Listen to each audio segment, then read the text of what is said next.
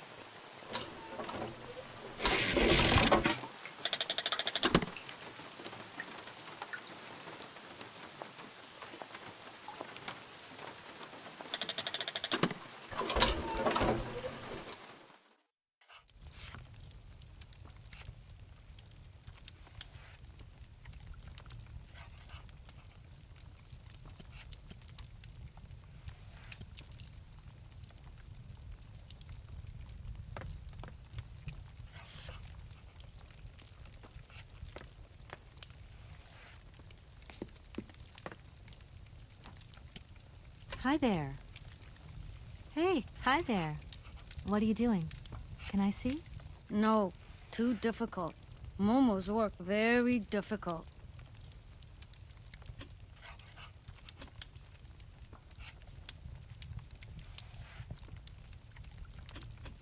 So, your name's Momo.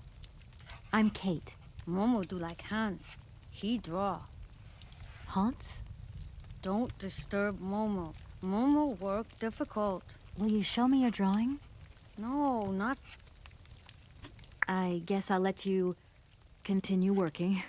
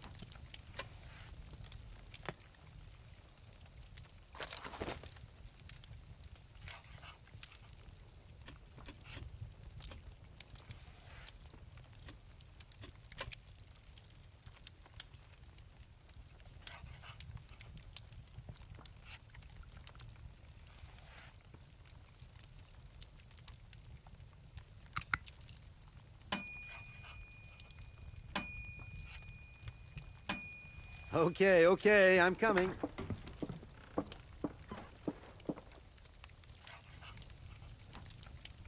Hi there. Hello there, ma'am.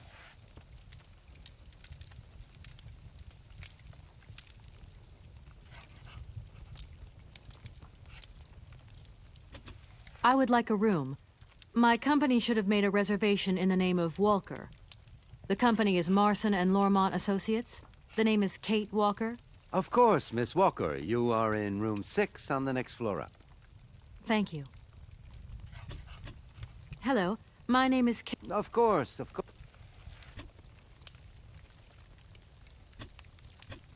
I would like to see my room now. Why, certainly, of course.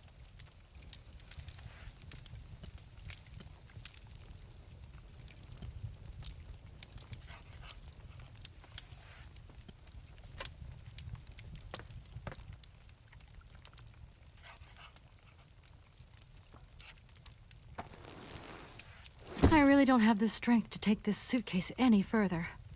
I wonder who can help me. Hi there. Hello there, ma'am. Could you possibly take my luggage up, please? Your luggage? Why, of course. Please do excuse me, Miss Walker. We have been neglecting our duties. Guests are so rare these days that we forget our manners. So you're the American woman? Is it true what people say? That you've come to buy the factory? Not factory. Anna's house. Hans' house. Excuse me? Would you quiet down, you mischievous little boy? Ah. I imagine our little town must disappoint you. You see, today is very sad for us. It's a day of mourning. Today is the funeral of Miss Anna. Momo's sad, but Hans not dead. Hans long way away. Anna told Momo. Anna liked Momo very much. That's enough, Momo. Stop pestering the lady. Now go on, scram. Get out of here, you hear?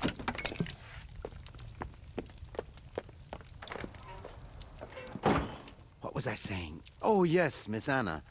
Such a great loss for Valadilene, it really is. Because now that she's dead, the factory'll close. But you're here to stop that happening, aren't you? Our future is in your hands, Miss Walker. What? Anna Voralberg is dead?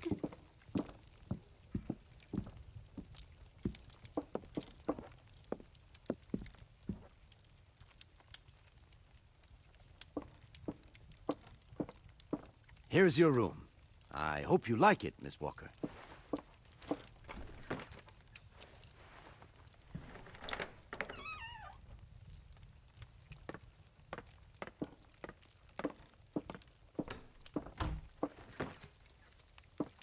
I'll leave you to rest for the time being. You must have a lot of work to do. You know, the takeover of the factory is very good news for us here. It would make us very happy to see life return to our valley. If only you had seen Valadilene before. It was delightful. People came from all over the world to buy Voralberg automatons. Ah, somebody has left you some mail, I see. Remember, if you need anything at all, we're not far away, Miss Walker.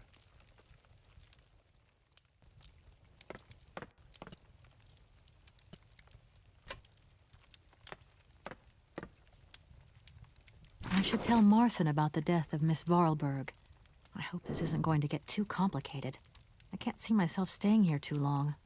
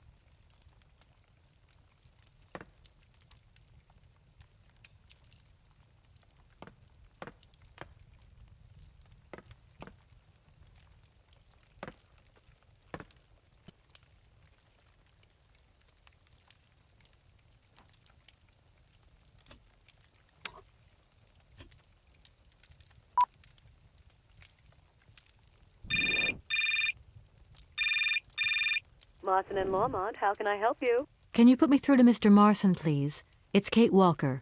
Hold the line, please.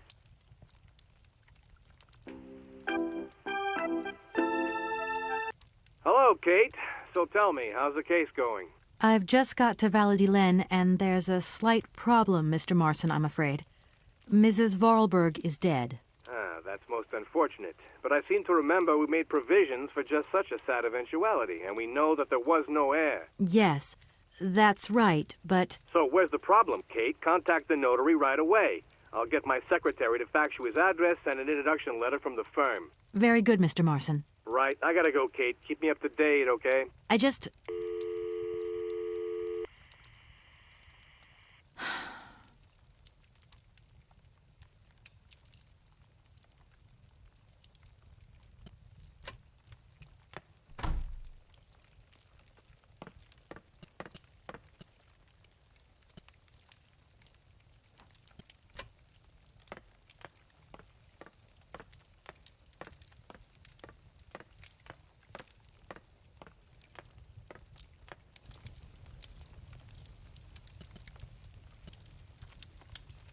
I'm back again. Miss Walker? A fax didn't arrive for me, did it? Maybe. I thought I heard the phone ring. Do you think you might want to go and check? Certainly, ma'am. Immediately. Thank you very much.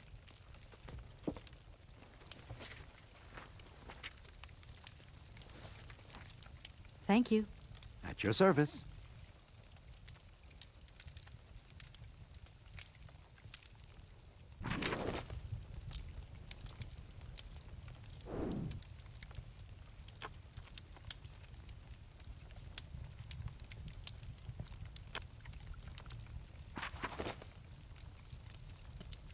I'm back again. Miss Walker?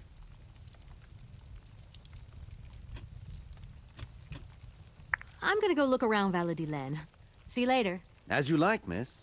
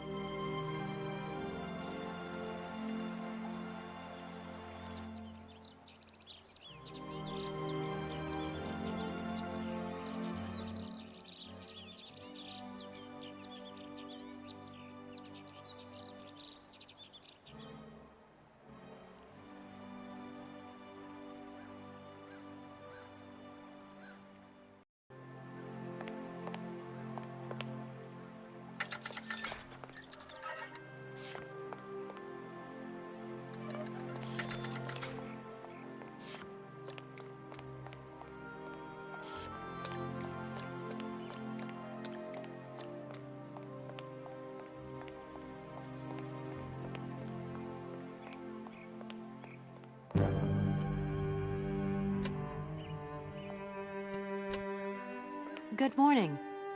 Are you open? Can I buy something from your bakery? No, afraid not. Not possible. We're closed. I can wait a while. You can wait, but we're closed all day. Day of mourning. I'm sorry. Please accept my condolences. Don't worry about it. Because of Madame Voralberg's death, all the shops are closed. Mayor's decision. Try tomorrow. Tomorrow I won't be here. That's a pity.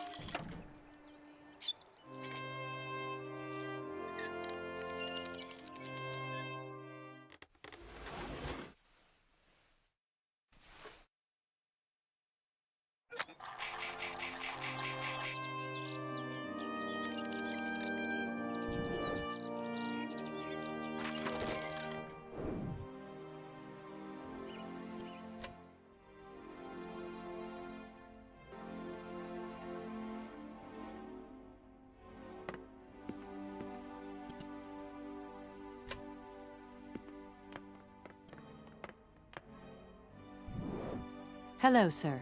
Miss Walker, I presume. Have you had a good journey? Everything went very smoothly. Thank you. Do take a seat, Miss Walker, please.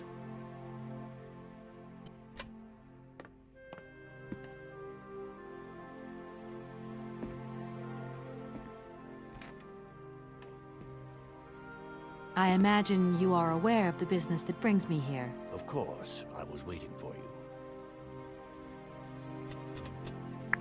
Miss Walker, I am afraid that the sale of the Voralberg factory is not as straightforward as it first seemed. Whoa there.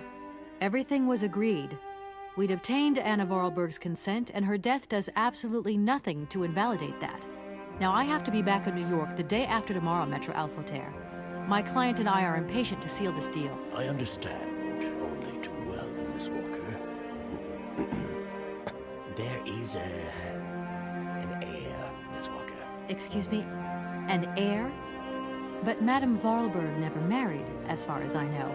And in my last conversation with her, she absolutely never mentioned this detail. Miss Walker, believe me, I was more surprised than you are. Anna Voralberg sent me a letter 2 days before she died. Understand, Miss Walker, that had I known about this earlier, I would have informed you. I shall read you the document in my possession. I am so very old. It seems that today life is slipping away from me more quickly than I imagined, and I fear that I will not be of this world to sign the takeover contract for my dear factory. So, I must make this confession to you now. My brother, Hans, is still alive. It would not surprise me if you find this difficult to believe, but it is indeed the truth. You must remember his death, his funeral too. Even though you were very young at the time, it was but a sordid charade dreamt up by our father. To him, the very idea that his only son should wish to leave Valadilene and abandon the family business was unbearable. When Hans left, he preferred to think him dead and make everybody else believe this too. He obliged me to bear this terrible secret as well. I repeat that Hans is still alive. So when I die, it is he who becomes the sole and rightful heir of our factory. Okay, I see. If Hans Voralberg is not dead after all, then I just have to sign the contracts with him. I suppose you've already contacted him? Where can I reach him? The second half of the letter informs us that Hans Voralberg is somewhere in Syberia. I will leave the document in your hands to read at your leisure.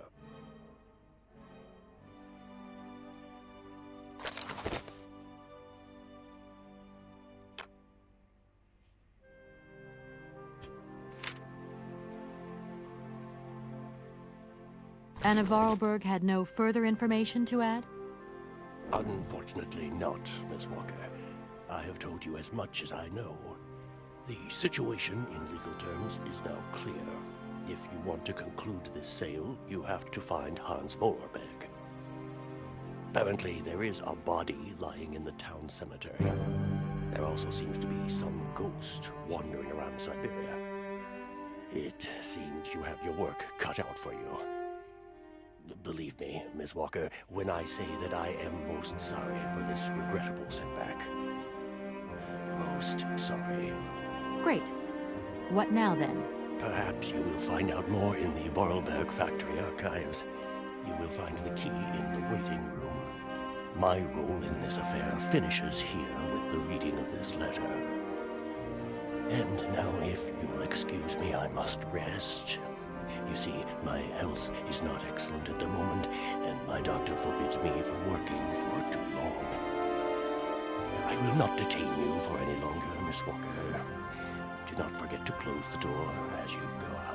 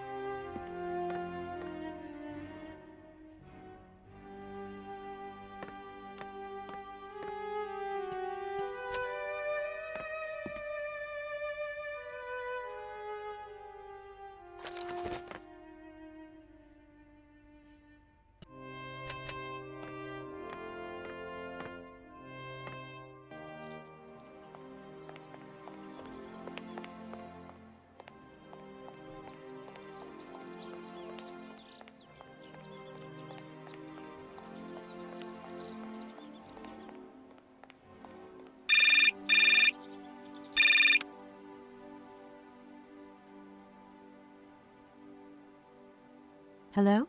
Kate? Dan, I'm so pleased to hear your voice. How are you, honey? Did you have a good journey? Have you settled in? It was long, tiring, damp especially, but I'm okay. Especially when you... Everything going as planned? Yeah, I mean, well, not really. It's not exactly what I thought it would be. You know, everything's so different here. Actually, while we're on the subject, I managed to free myself up tomorrow lunchtime. I'll come and meet you at the airport. I hope the flight from Paris won't be delayed. We're expected at the Goldbergs about 8 o'clock. I hope you have the time to take a shower and change, my poor honey bun. Dan, I don't think the Goldbergs tomorrow night is really on. Don't worry, Kate. You'll be as perfect as ever. Anyway, you never have to wear much to look really great. Dan, I'm going to have to extend my stay here. There's 1 or 2 complications. You understand? Kate, honey, what are you talking about? It's only a measly toy factory. The sale isn't going through as expected. I've got to stay a bit longer. Dan, you don't mind, do you? But Katie, you can't do this to me. I mean, it's the Goldberg contracts. There's millions of dollars on the line here. I know, I'm sorry. You go ahead. Don't worry about me. I'll get back as soon as I can, I promise. Okay, I've got to go. I'll call you back soon. Love you, honey.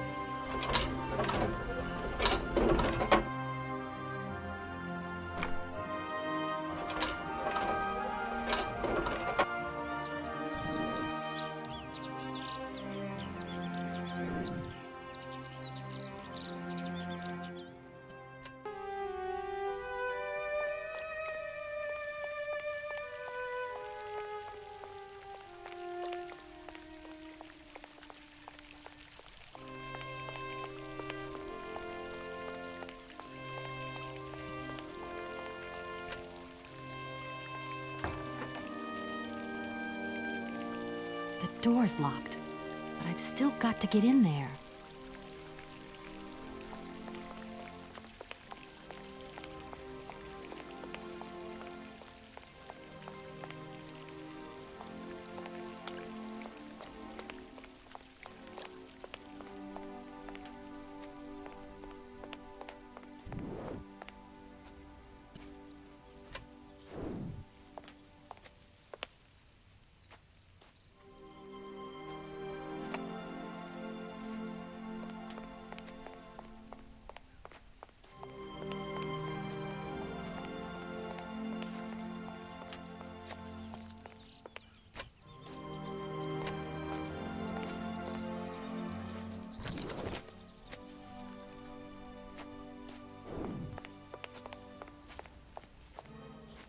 Good morning. You've got a magnificent garden here. Oh, please don't talk about it. Since my gardener automaton broke down, there are weeds everywhere. You can't imagine how much work it takes me. I don't know whether I'm coming or going. We're not used to doing without our robot help here in Valadilene. But everybody says that we're going to have to get used to it.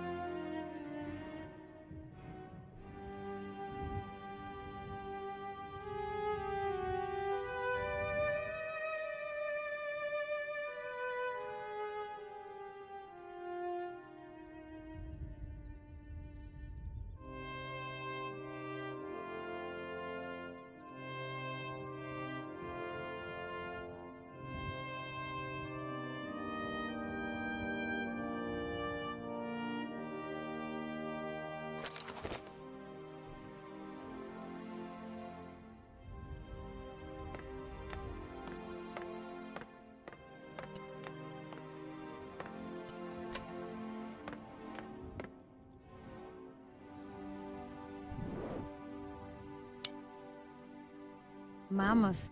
You draw mammoths for Momo? Ah, Momo, it's you. You scared me.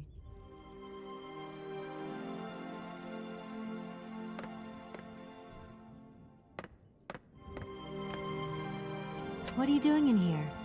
Momo want mammoth picture, like Hans' picture. Sorry, I haven't got a picture of a mammoth with me. Take paper and pencil and draw mammoth for Momo.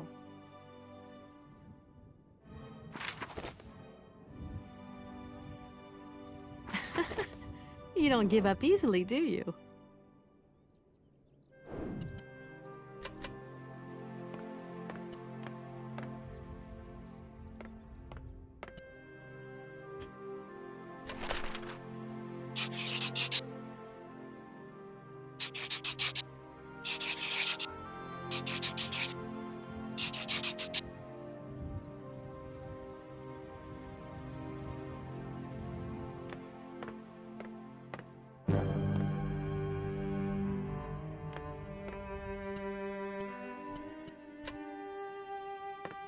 Momo, I've got something else I want to ask you.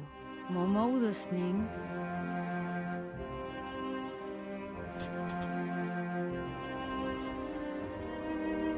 You're a sweet kid, Momo, but I can't draw, least of all, mammoths.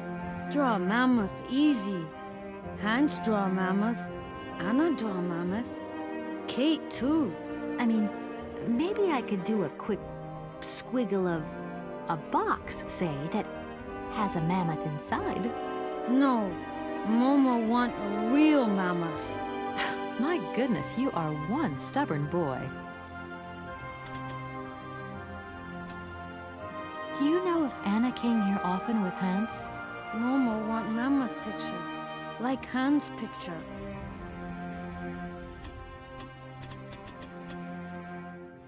There's something I'm looking for, but I don't quite know what. I need a clue, anything that might tell me where Hans is. You want to help me, don't you? First, you draw mammoth for Momo. And if I help you, you help me, right? Momo know Kate is kind. Kate draw mammoth for Momo. Then Momo tell Kate secret. You've got a secret? First, draw mammoth for Momo. What's going to happen to you now that Anna is gone? Momo big now. They want Momo live at inn. Momo don't want. Momo take care of Momo. From what I've seen, you look pretty resourceful. Momo, I've got to go now. But see you later, maybe.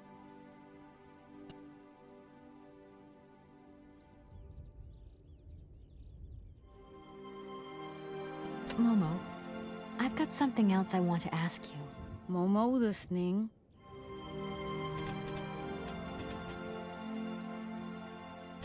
Tell me, Momo, did you come here a lot with Anna?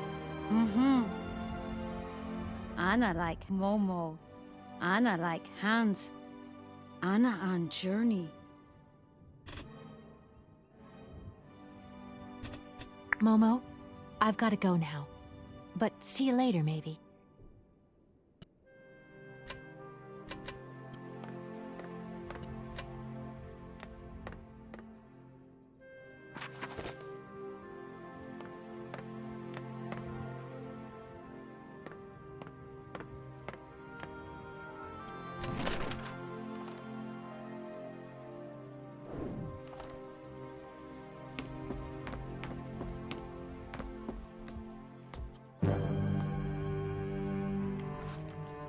Thank you. Momo happy.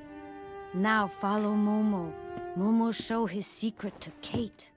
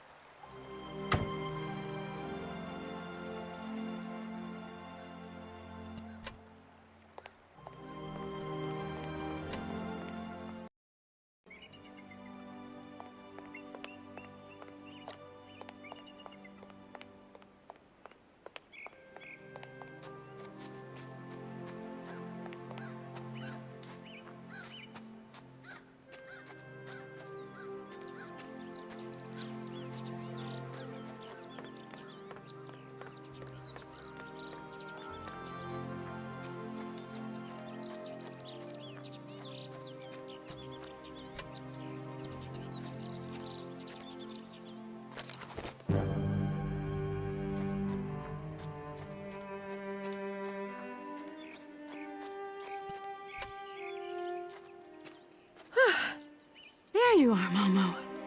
This is some walk you've taken me on. I've got to say, though, it sure is mighty pretty. Momo come here often. Momo like make splash in water. Why have you brought me here? Mammoth doll in cave. Very important for Hans, Anna say. Cave? What cave? Where? Momo not liar. Why have you brought me here? Mammoth doll in cave. Very important for Hans, Anna say. Cave? What cave? Where? Momo not liar.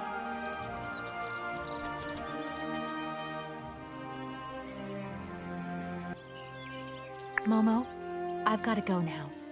But see you later, maybe.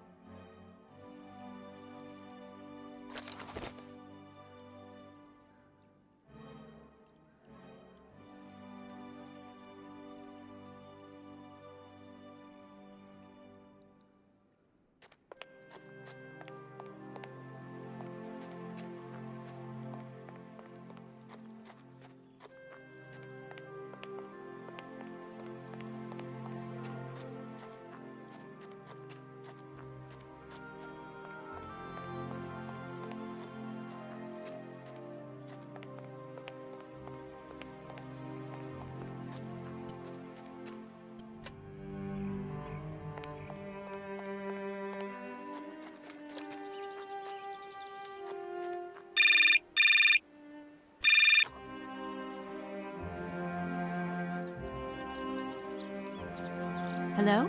Kate? Is that you? Well, yeah, who did you think it was? I didn't recognize your voice, that's all. Must be the distance or something. So, spill the beans. What's Europe like? You lucky lady, you. Honestly, I never get that kind of break. Well, so far all I've seen of Europe is this tiny village, and frankly, they're not very hospitable. The whole case is getting really complicated. There's this surprise heir I've got to find. No.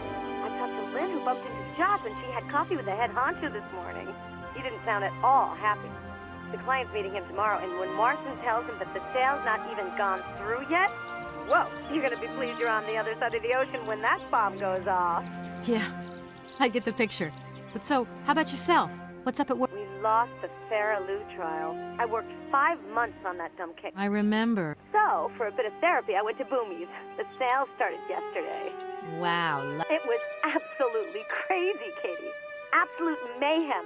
You know that blue silk top I wanted? Guess how much I got it for? I don't know, $250? $140. Just get yourself back here and I'll go down. Like it's my choice. Look, I gotta go. Call me soon, huh? I want a blow-by-blow account of every moment of your great adventure. Get out of here. Look after yourself. You too.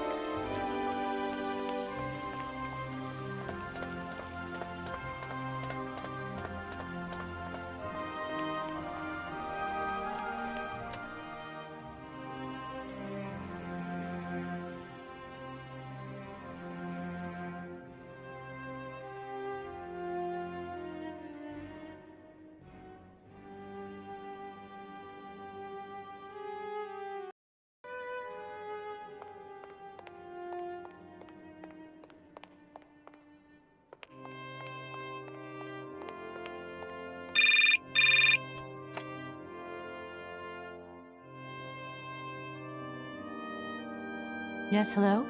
Kate, what happened to you, my poor munchkin? I've been trying to contact you for hours. I'm in Europe, Ma. Job thing. What? Europe? My God. Oh, I've got such happy memories of Europe. Some of them even involve your father, but that's enough of that. Tell me, where are you? Paris? London? Venice? Valadilene. Yeah, I know. It's a bit out in the boonies. What in the world are you doing out there? You know, business. I've got to see through the takeover of some old family business that's got a few debts. It's a really charming place, but there's one or two weird things going on here. I can't go into it now. Oh, well, that's right. Your old mother's too dumb to understand it. You really do take after your father sometimes. Mother. Kate, you'll never guess who I saw yesterday? Ma, I haven't got a lot of time, you know. Frank! Ma, please. I've got to go. Frank Malkovich, the Russian opera singer. Well, maybe you don't remember him. He was quite a star in his day. Listen, Ma, I really don't have the time. I'll call you back. He is as charming as he always was. We spent the... Mom, I really have to go. I'll call you back, I promise. Lots of love. Kate!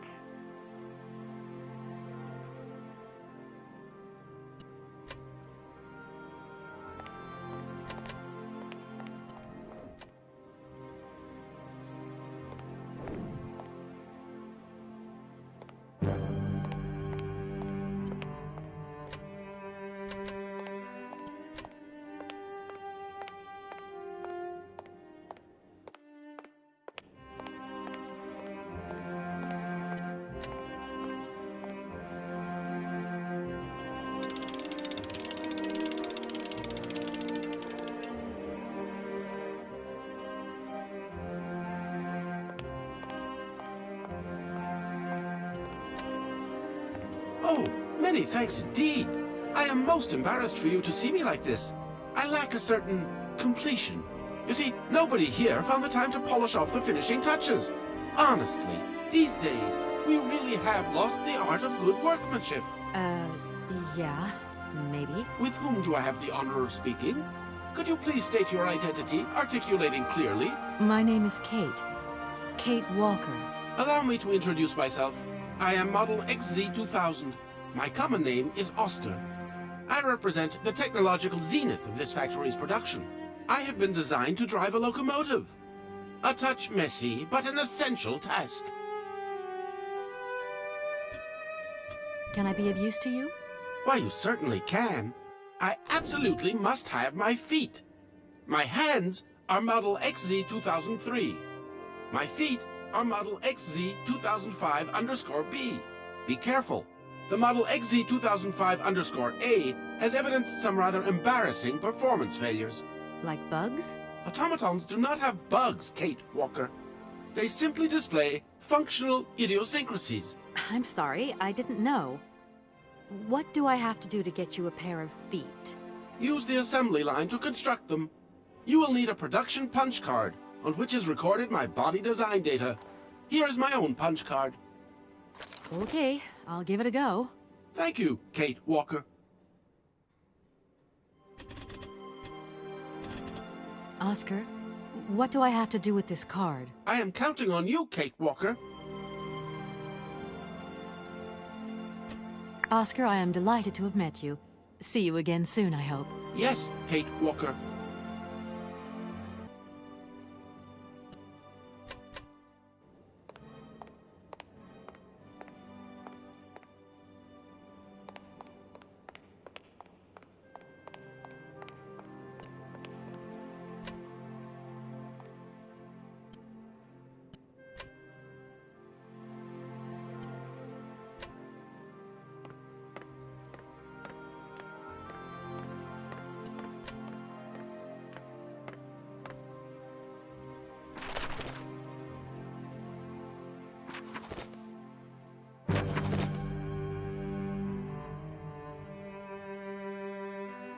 Oh my gosh.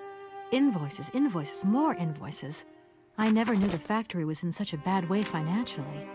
These last must have been very hard for Anna Voralberg.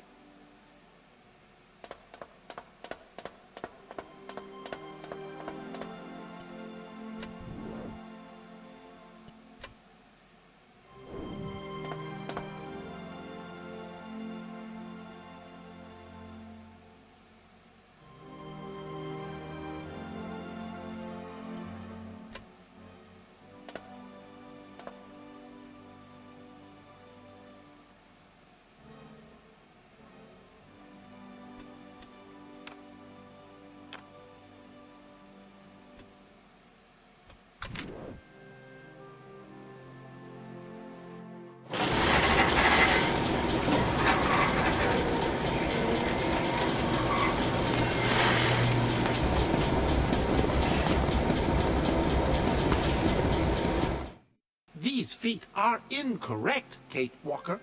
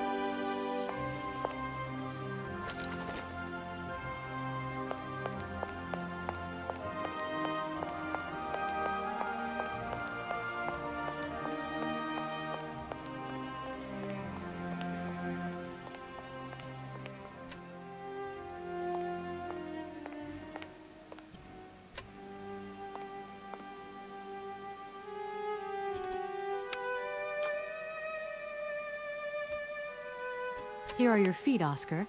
I hope they fit. Kate Walker, I see you managed to produce 2 XZ2005_B models.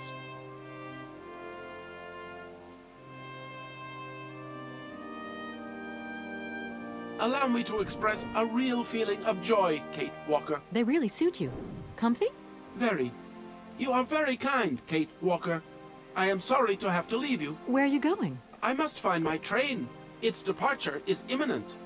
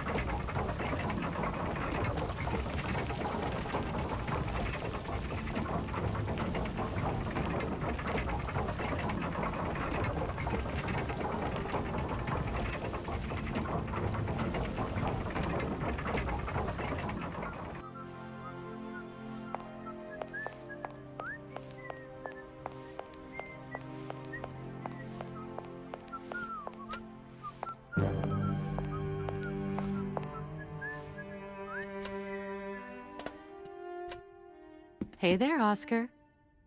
My functions do not permit me familiarity, Kate Walker.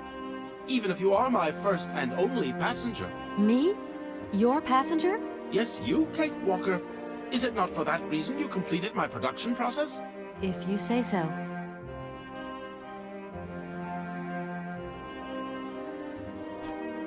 I have decided to come along for the ride, Oscar. Ready when you are. Your ticket, please? My ticket? What are you talking about? The rules clearly state, Kate Walker, every passenger of this train must possess a ticket. Okay. And where do I get hold of a ticket? only the ticket vendor may issue tickets. You are in luck. The ticket office must be open now. You should go there immediately.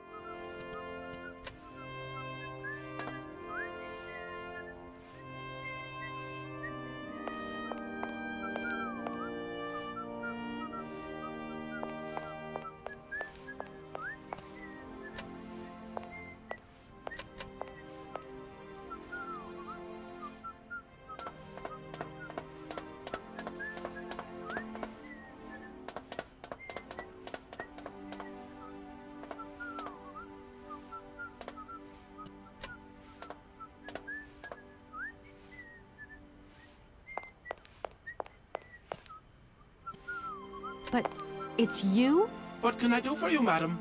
But Oscar, it's me, Kate Walker. Correct. Your name is indeed Kate Walker. What can I do for you, Kate Walker? A train ticket, please. Why, do you sell anything else? The only function of this ticket office is to issue tickets. You are requested to accelerate operations. The office closes in exactly 3 minutes. What can I do for you? A ticket, please. 1 ticket? Yes. 1 ticket. What is your final destination? I don't know. It's you who told me I had to get a ticket. A ticket to travel, then.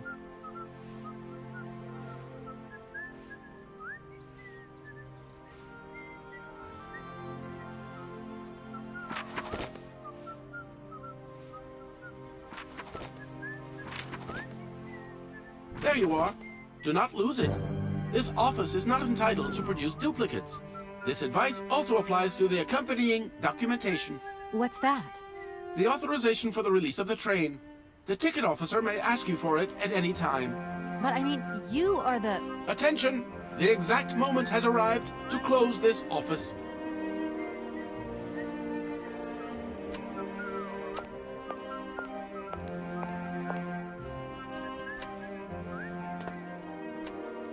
It's me again, Oscar. Hello, Kate Walker.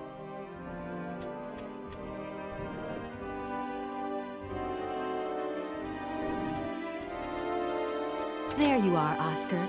Does this mean we can leave now? I cannot accept this ticket for the moment, Kate Walker. Keep it. Why don't you want to take my ticket? I must abide by regulations, Kate Walker. Not all departure conditions have been fulfilled. I must confirm your departure release. You can be a real stickler for the rules, Oscar, my old fellow.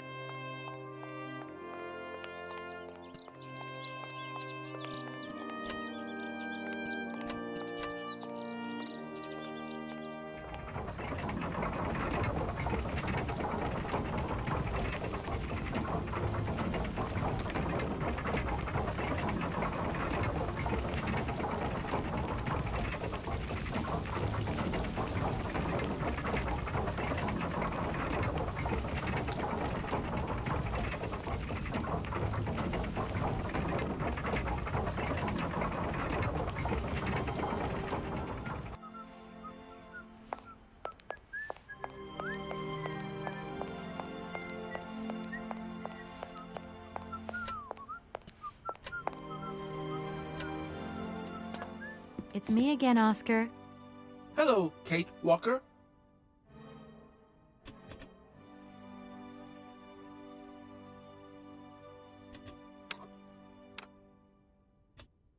Here. This is your stupid train release ratification, Oscar. Thank you, Kate Walker. That is perfect.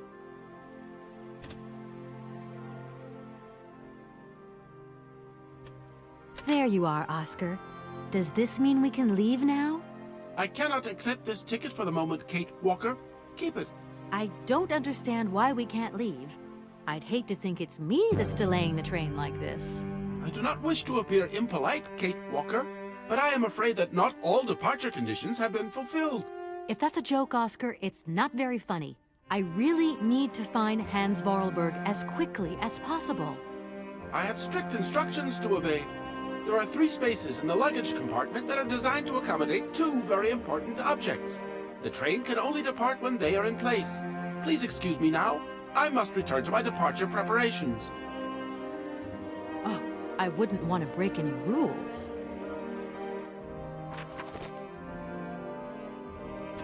Don't think for one moment that I'm bored of you, Oscar, but I have to go. I also have much to attend to, Kate Walker.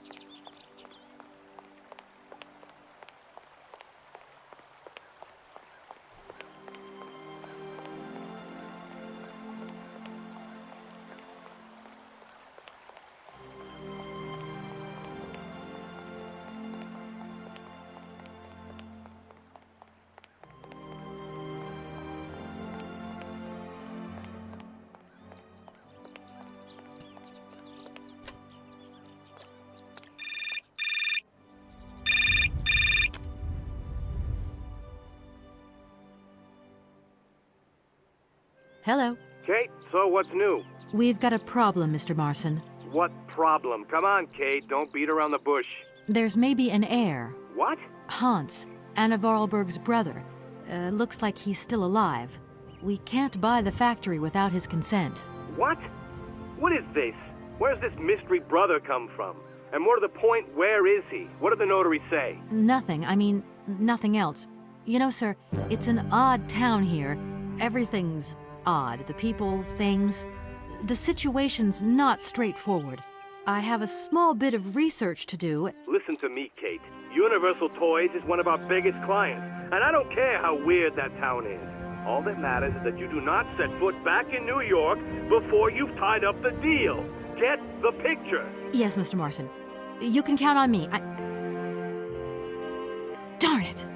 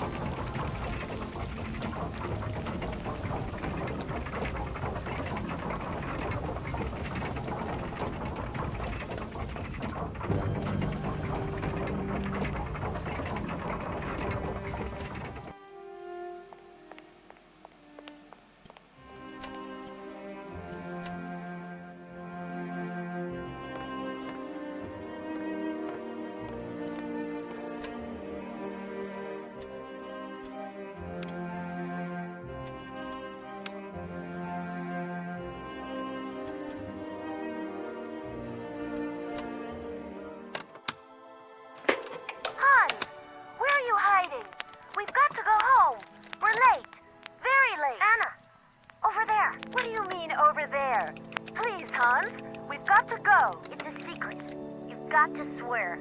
Okay. I, Anna Voralberg, swear to my brother Hans to never ever mention this to anyone.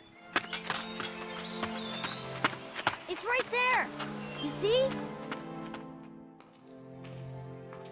But it's dark in there. Don't worry, I took a lantern. From the factory. Girls, honestly. You won't look so clever when Father notices you've stolen one of his lanterns. Oh, I'm all covered in mud because of you. Look, Anna. Look. I've seen paintings like this in a library book. They're like you swore, Anna. It's a secret between you and me. Hey, look. There's something else up there. Oh, come on. It's like a toy. I have to have it. Give me some light. But Hans, it's much too high. Do be careful, Hans.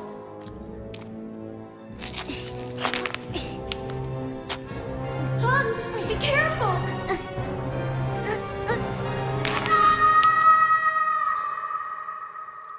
For weeks, my brother lay in a coma, hanging between life and death. And then one morning he opened his eyes, but I knew he would never be the same again. We never did return to the cave, and to this day, I have never ever betrayed our secret.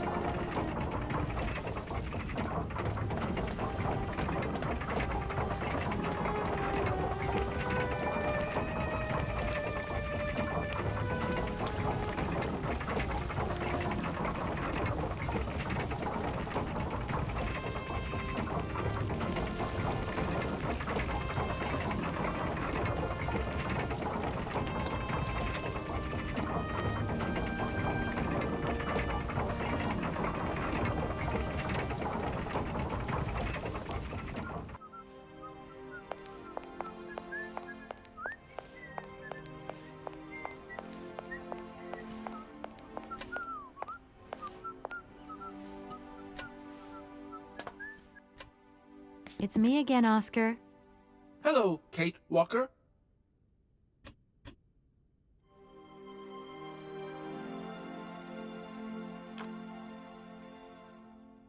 Don't think for one moment that I'm bored of you, Oscar. I also...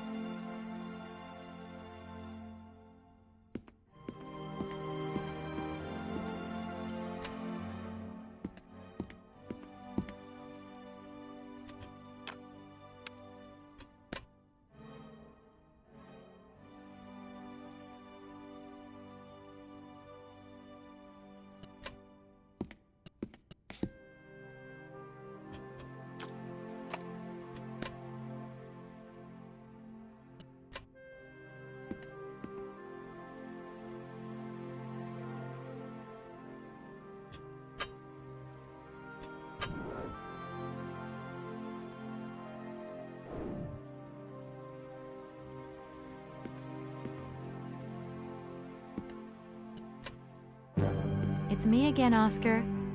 Hello, Kate Walker.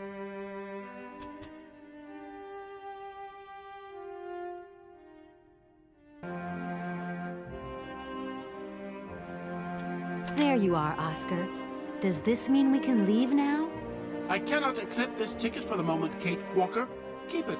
I don't understand why you're still refusing to take this ticket. Everything is in order, and an engineer prides himself on punctuality. Yes, Oscar, I remember. But what now? But what's up, Oscar? Why haven't you returned to your engine room? If I may be so bold as to express a personal opinion on this matter, Kate Walker. I'm all ears, Oscar. I fear we have omitted to wind up the locomotive springs. Is that all? Then let's do it, for Christ's sake. I'm afraid I have no notion of how to implement this function, Kate Walker. It would seem that the makeshift completion of my production process is responsible for a lack of instruction on this matter. Okay, right. I'll see to that myself then. I mean, a wind-up train can't be that complicated. You wait there. I won't be long. Thank you, Kate Walker.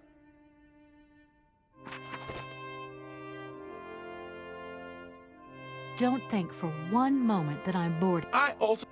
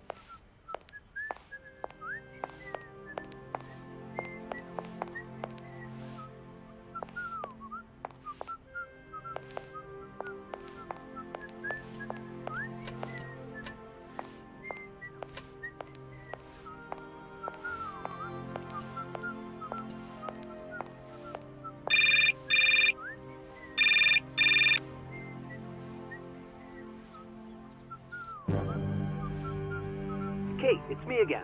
Dan, I was gonna call you. Yeah. Are you mad at me? I've just called Marston and Lormont. They told me you weren't expected to return this week. Oh, yeah. So when are you coming home? I don't know. There's nothing I can do about it. The situation is kind of tricky, you know. At the beginning of next week, I hope. Yeah, whenever. Dan, please. Just hang in there, okay? The stakes are higher than I thought. And you know how much I love this job.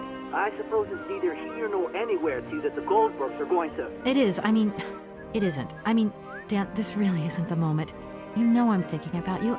I love you, sweetheart, and I'll give you a call when I have some news. Promise. I've got to go now. I've got kind of a train to catch. A train? Where are you off to now? This is crazy, Kate. To tell you the truth, I've no idea. Love you, honey. You know that. Kate!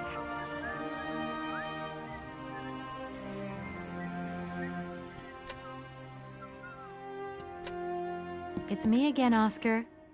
Hello, Kate Walker.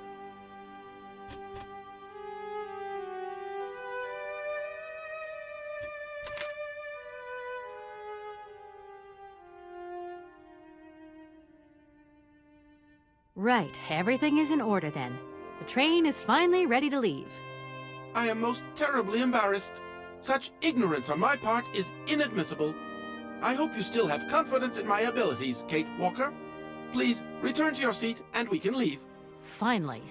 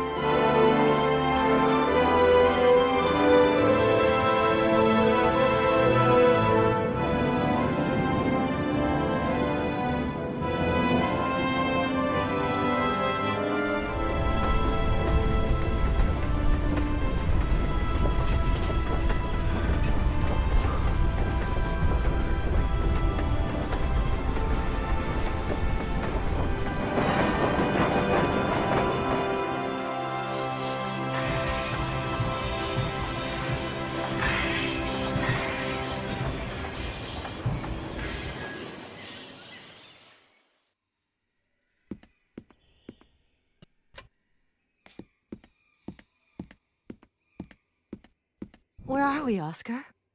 At the halls of residence of Barrockstadt University. And do we really have to stop here? The situation is incompatible with the pursuit of our journey. What are you waiting for, then? Wind them up. Find a way. There must be some sort of train-winding thing just laying around in this weirdo station. I have seen nothing that fits that description, Kate Walker. I guess we'd better find out, then. I do not like this station. The atmospheric humidity is detrimental to my sophisticated wheel workings. I will wait for you inside the train. Wimp.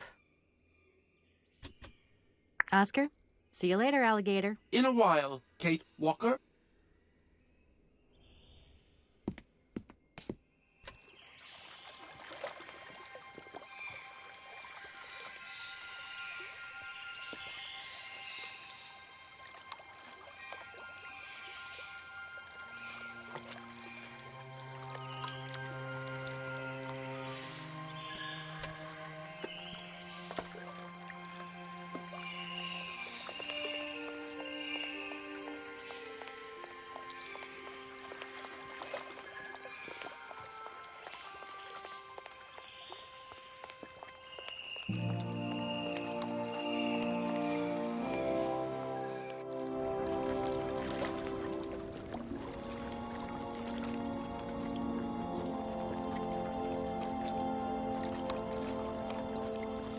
That thing looks like the winding machine I used in the Valadilene station.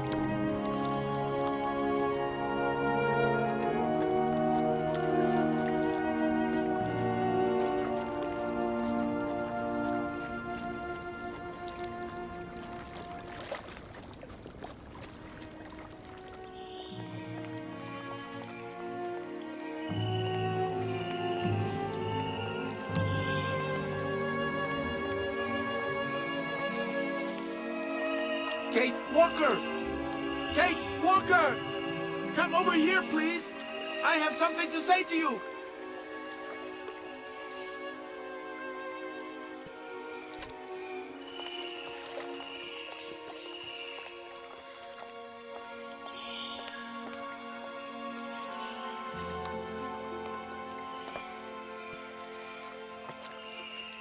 Oscar, what is it? A message has arrived for you. A message? You have been summoned to see the rectors. They are the highest authority at the university. They want to talk to you. Talk to me? Yes, to the person responsible for the train. So, I'm in charge now. Sure, okay. But why would these gentlemen want to see me at all? They do not say why, just that it's very important.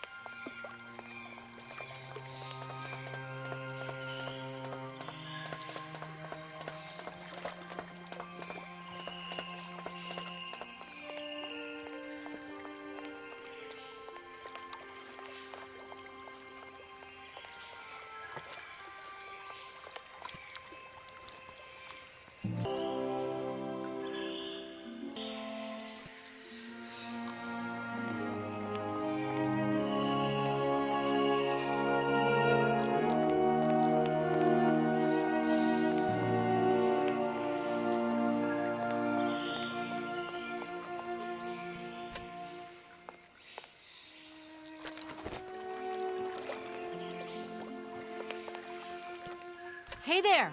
On the boat! Guten Tag, schöne Mademoiselle!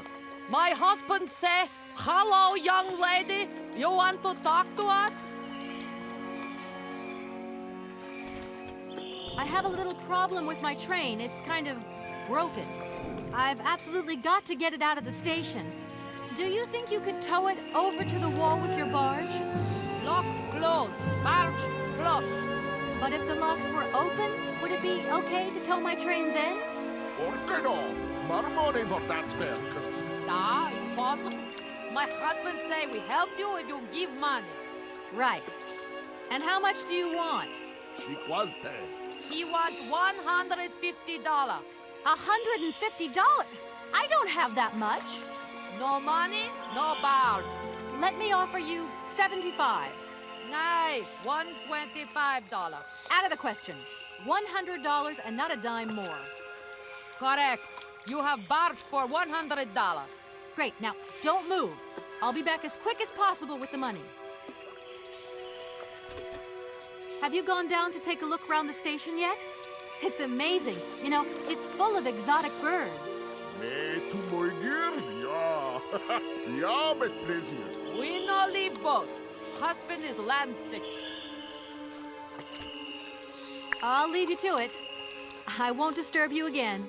До свидания.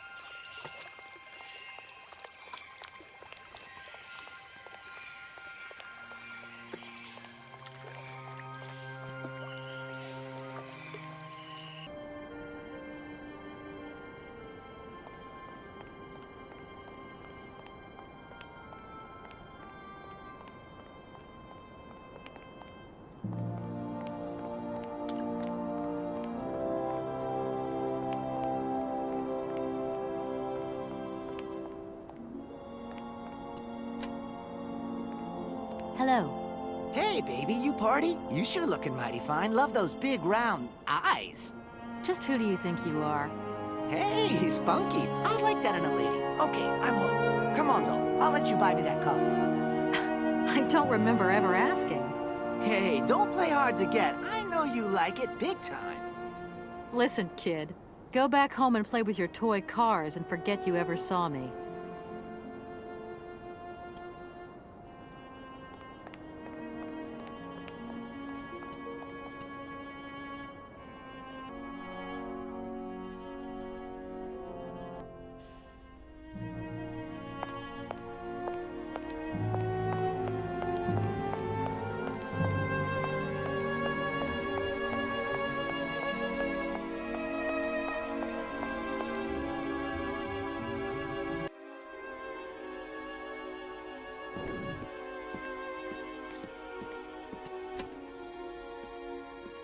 Good day to you, gentlemen.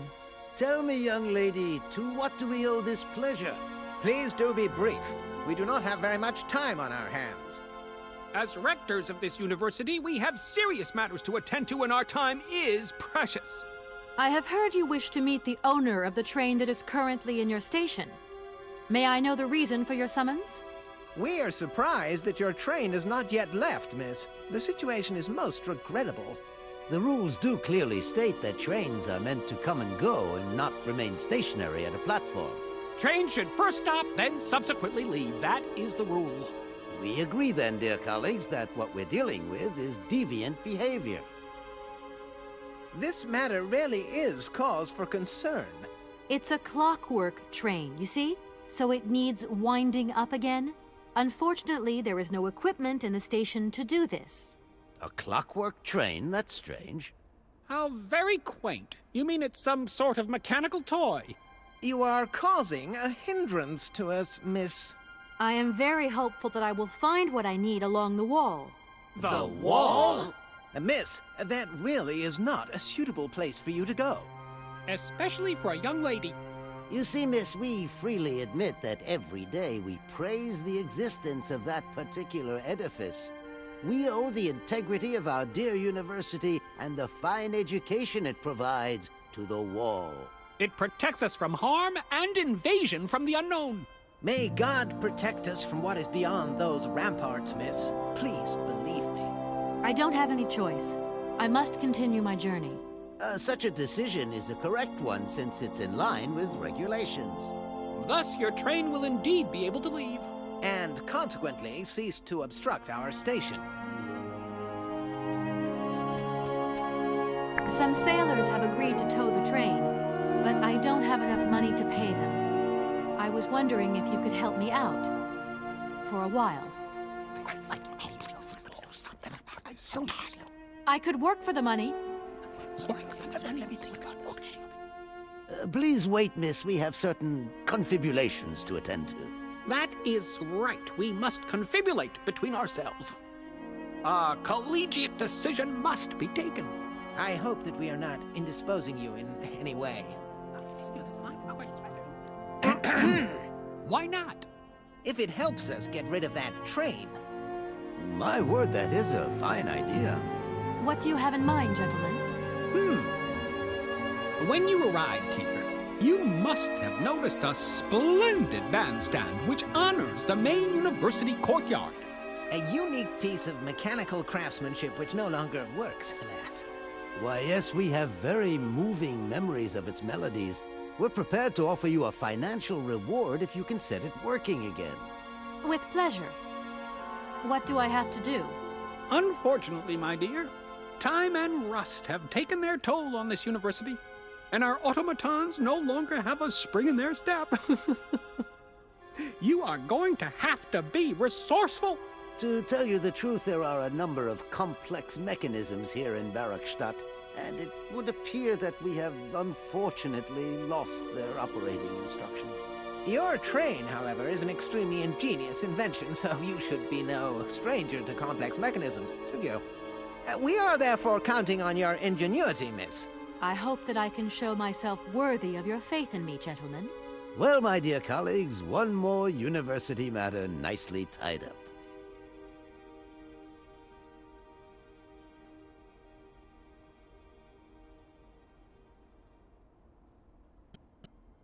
Gentlemen, forgive me for disturbing you again, but I have a little problem. A little problem, a little problem. Everyone has little problems now, you know. They are kept to oneself, and they don't stop the world from turning. Nor trains from leaving stations. I have heard you wish to meet the owner of the train that is currently in your station. May I know the reason for your summons? We are surprised that your train is not the rule. Train. Here we are, busy already? Thank you for a... And thank you.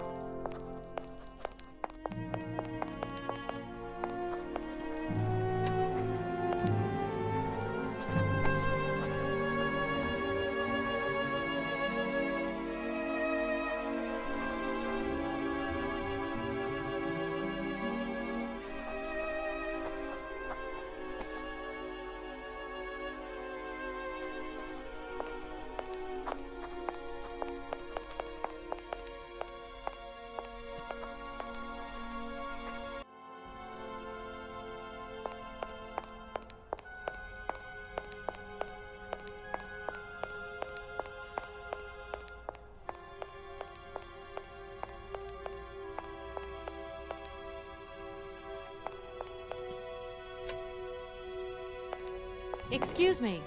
Sir, please, just a moment. Yes, what is it? I'm not deaf, you know. I am sorry to disturb you in your work, sir, but... This young mammothus primigenius is barely 40,000 years old. Fantastic, wouldn't you say, miss? Yes. Probably. What do you mean, probably? I don't know. You don't know? Oh, you don't know, I see. What can I do for you, my dear child? To tell you the truth, I'm looking for Mr. Hans Voralberg. He's the sole heir of a very unusual factory. My company is in charge of negotiations for the takeover of this factory. At last word, he was living in Syberia. So, as soon as my train is ready, I'll be continuing my journey eastwards. Syberia. Ah, Syberia. But what was it you said again? Said what? You mentioned a name. The person you are looking for. Voralberg. Hans Voralberg. Do you know him? Hans Voralberg. How could I forget him? Such an extraordinary fellow. So inventive. We shared a passion for mammoths, you know, and we bonded over this passion.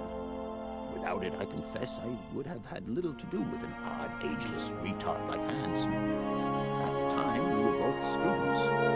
Well, sort of. Put it this way. Hans had special permission to attend paleontology lectures. You see, he didn't really have the necessary qualifications. In exchange, Hans did a few odd jobs around the university. Your Hans Voralberg sounds uncannily like the one I'm looking for. I'm not sure, my dear. Hans was above all questions of money and business. Just to imagine him running a factory, perish the thought. Can you tell me a little bit more about him? He was always a mystery to me. He never said very much, never quite seemed to grasp what you said to him. He expressed himself instead through his incredible mechanical contraptions. His inventions, I admit, have been much appreciated by the university. A few times we really did talk. It was about his strange interest for mammoths and a doll. Some sort of doll that obsessed him. A doll, you say? Yes. He kept talking about it. One day he described it to me. A sort of children's toy. A miniature mammoth mounted by a mount. It appears he found it in a cave not far from his home. The event all sounds very dramatic. His account was slightly confused, but it awoke a great interest in me. What do you mean? To my knowledge, there was only one tribe who made figurines featuring a mount, and that tribe is the Yukols. They live in the farthest reaches of Syberia, and for them, the dolls constituted a sacred object, illustrating one of their central legends. How such a doll made the journey from the frozen Siberian north to a cave in the French Alps is a mystery to me. Even today, it is beyond my comprehension. Have you considered that Hans Voralberg was maybe making it up? You said yourself he didn't seem to have all his mental facilities intact. No, that's impossible. Hans couldn't invent a story like that. The doll is a sacred part of the Syberia legend. He described it to me in exact detail. Syberia itself is a chimera that paleontologists of the world are very fond of pursuing.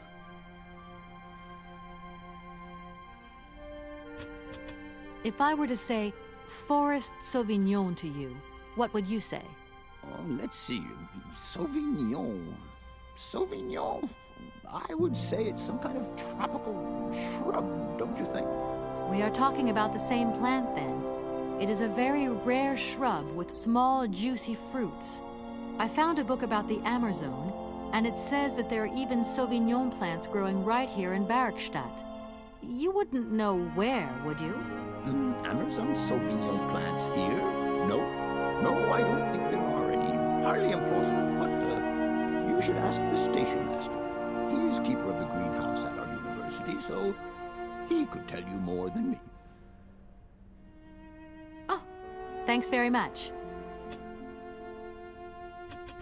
Please do excuse my persistence, Professor, but did Hans Voralberg ever talk about his childhood? about Valadilene and his sister, Anna. No, not that I recall. Pity. When I think of Hans, I'm always reminded of a mysterious mammoth doll he would talk about so often. A small effigy of a mammoth made of hide and mounted with its own miniature mount.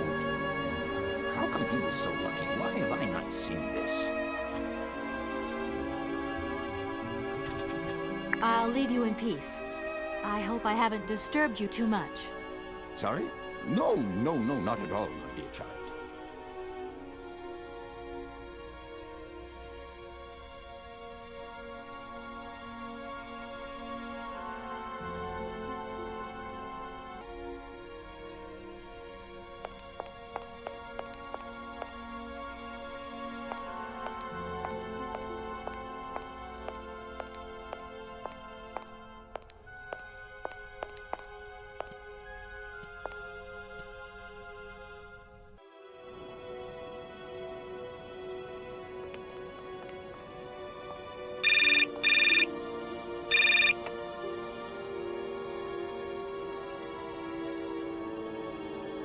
Hello? So, you got him then, this air? Ah, it's you, Mr. Marson. Good day, and how are you, sir? I'll feel a whole lot better when this whole business is over and the sales contract is signed. Where the hell are you? I'm in Barrockstadt. Bollocks, what? What in God's name are you doing there? It's a magnificent university town.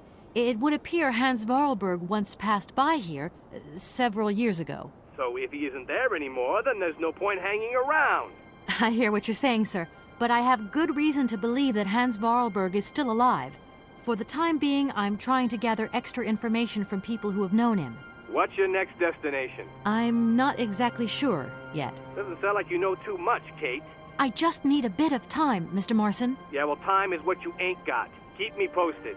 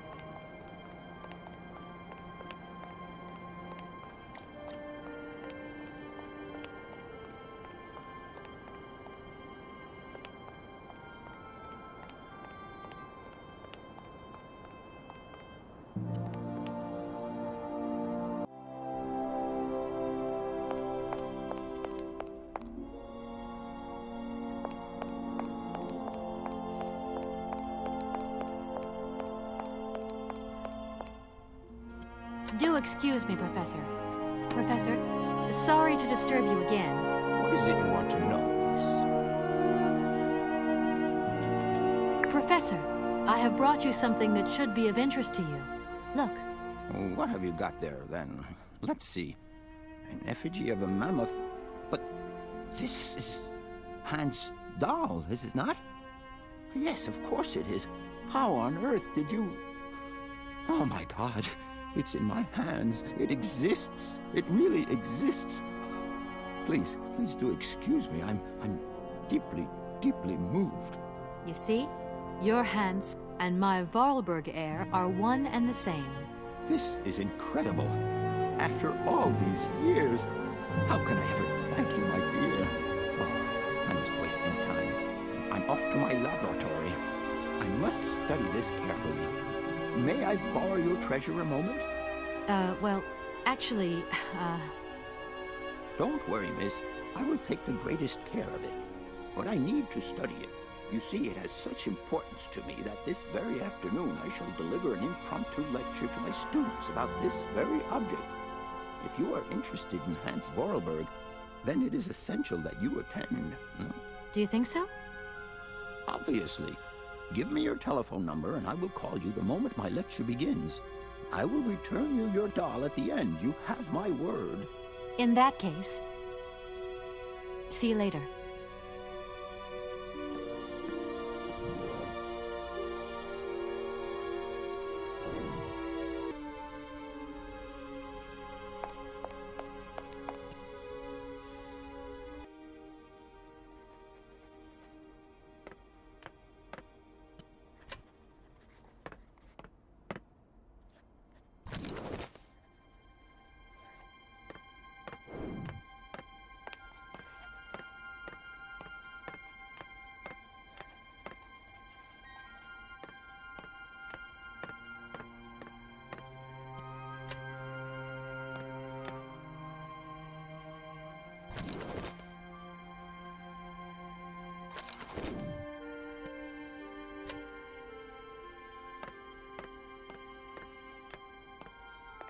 Do excuse me, Professor. Professor, sorry to disturb you again. What is it you want to know, miss? If I were to say Forest Sauvignon to you, what would you say? Let's see. Sauvignon. Sauvignon? I would say it's some kind of tropical shrub, don't you think? We are talking about the same plant, then. It is a very rare shrub with small, juicy fruits. I found a book about the Amazon, and it says that there are even Sauvignon plants growing right here in Barrockstadt. You wouldn't know where, would you? Amazon Sauvignon plants here? No. No, I don't think there are any. Hardly implausible, but you should ask the station master. He is keeper of the greenhouse at our university, so he could tell you more than me. Thanks very much. I'll leave you in peace. I hope I haven't disturbed you too much. Sorry? No, not at all, my dear child.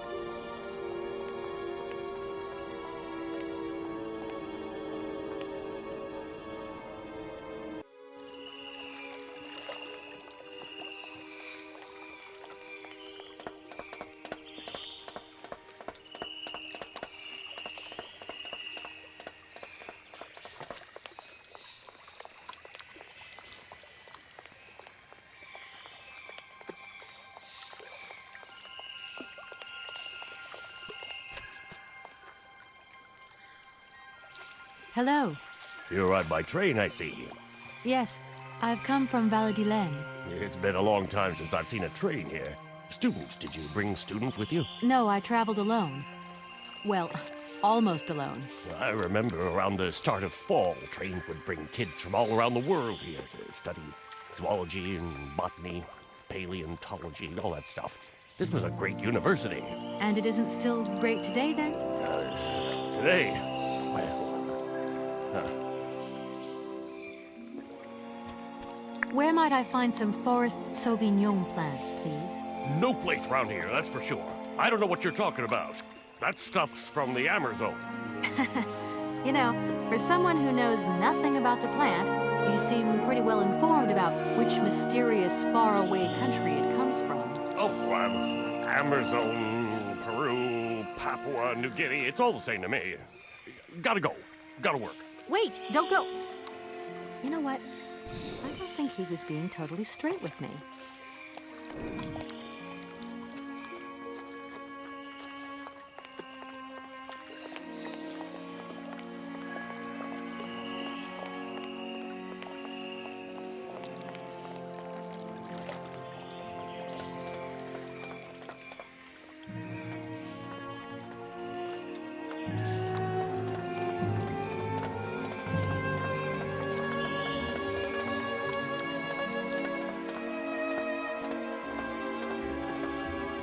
Excuse me, Station Master, but I need you again.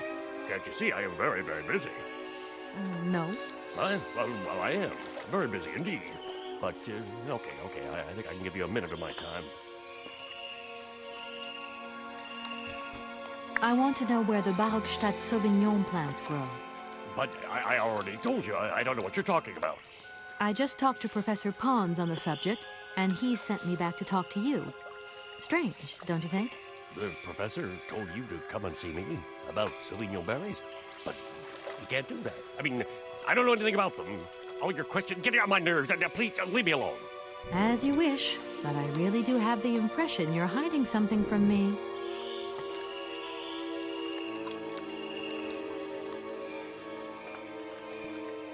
Excuse me, Station Master, but I need you again. Can't you see I am very, very busy? No. Well, I am. Very busy indeed. But, no. All these birds in a station. It's amazing. This is no ordinary station, miss. Oh, no. These birds are part of the prestigious University of Barrockstadt Ornithological Collection. Over the years, this aviary has housed some of the most fantastic species from all over the world. And I am not exactly your typical station master either. This little world is my responsibility, and that is no easy task. I can well believe you. And you know what's the hardest? The hardest thing is to keep interspecial harmony. And one day some explorer introduced a couple of cuckoos from the Amazon. Whoa! It wasn't a good idea? A nightmare. You know, cuckoos lay their eggs in the nests of other species, right? Now, what's more, they also push the host's eggs out of the nest so that they receive all the mother's attention, right? Accursed cuckoos. Nightmare. I see what you mean. That's one tricky bird. And there was nothing you could do to stop it? The faculty declared the bird a protected species. If it wasn't for our mechanical eagle, we were sitting on a major ornithological catastrophe. You have an automaton here? A wonder of technology. It's an eagle that's mounted on rails in the air. It passes through and it swoops down to collect parasite eggs. But heck, the dang eagle's been out of order for several years. Impossible to collect the eggs myself. Why not? I can't climb up the gangway. I fell off it several months back and I still have a pain in my spine.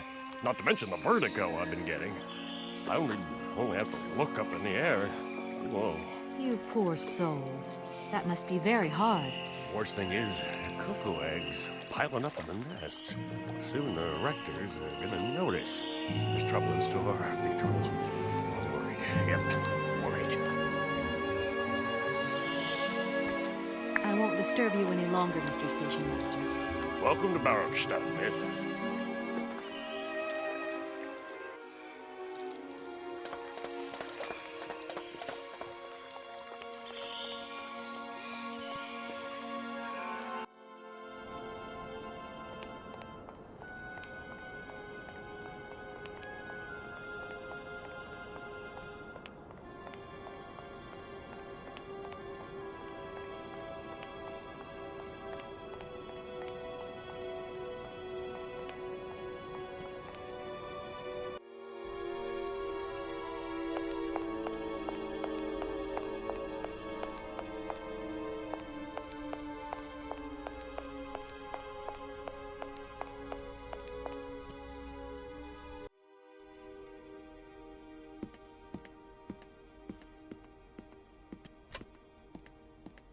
Gentlemen, forgive me for disturbing you again, but I have a little problem. A little problem, a little problem. Everyone has little problems now, you know. They are kept to oneself, and they don't stop the world from turning. Nor trains from leaving stations. You wouldn't know if there is any Forest Sauvignon here in Barrockstadt, would you? Absolutely. When he says absolutely, he means, of course, absolutely none. What we mean, of course, is that we are absolutely positive there is no Forest Sauvignon here in Barrockstadt. Really?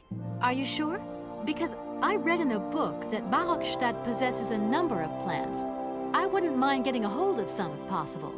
Out of the question, miss. The assistant rector means to say that our priority is for you to remove your train from our station. Your research will have to wait until your next stop. Yes, that's right. Your train must leave the station immediately, so please refrain from wasting our time in needless visitations. Don't forget the regulations, miss. Don't forget them. Trains should first stop, then subsequently leave. And quickly! Are you sure you want me to mend your bandstand? You don't have some other service I could perform for you that is less complicated? It appears to me that you are in no position to make demands, miss. So please, keep up with the good work and good luck. Don't think for a moment that our university is falling apart around our ears. We pay close attention to its maintenance in both the moral and the physical sense of the word. It is currently the only repair work that deserves payment on completion.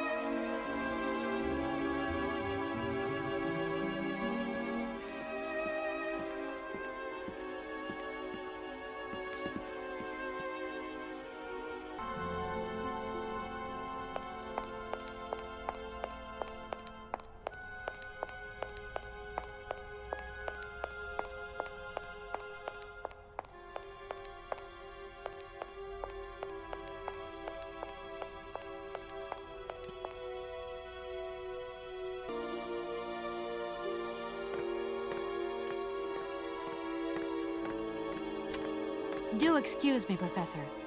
Professor, sorry to disturb you again. What is it you want to know, miss?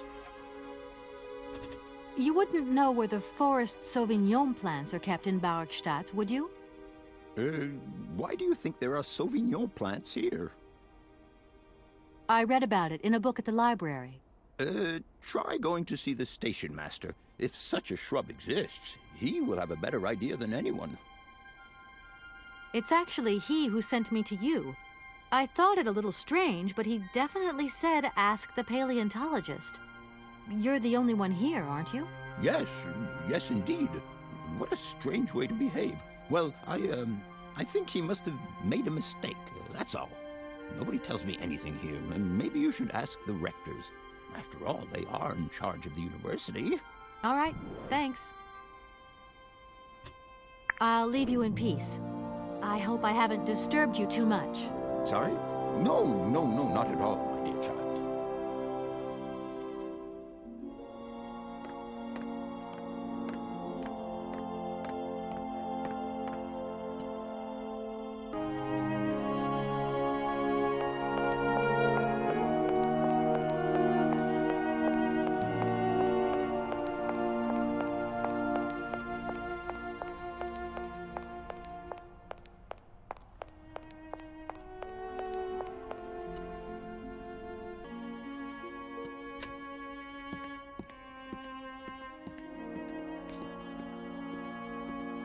Gentlemen, forgive me for disturbing you again, but I have a little problem. A little problem, a little problem. Everyone has little problems now, you know.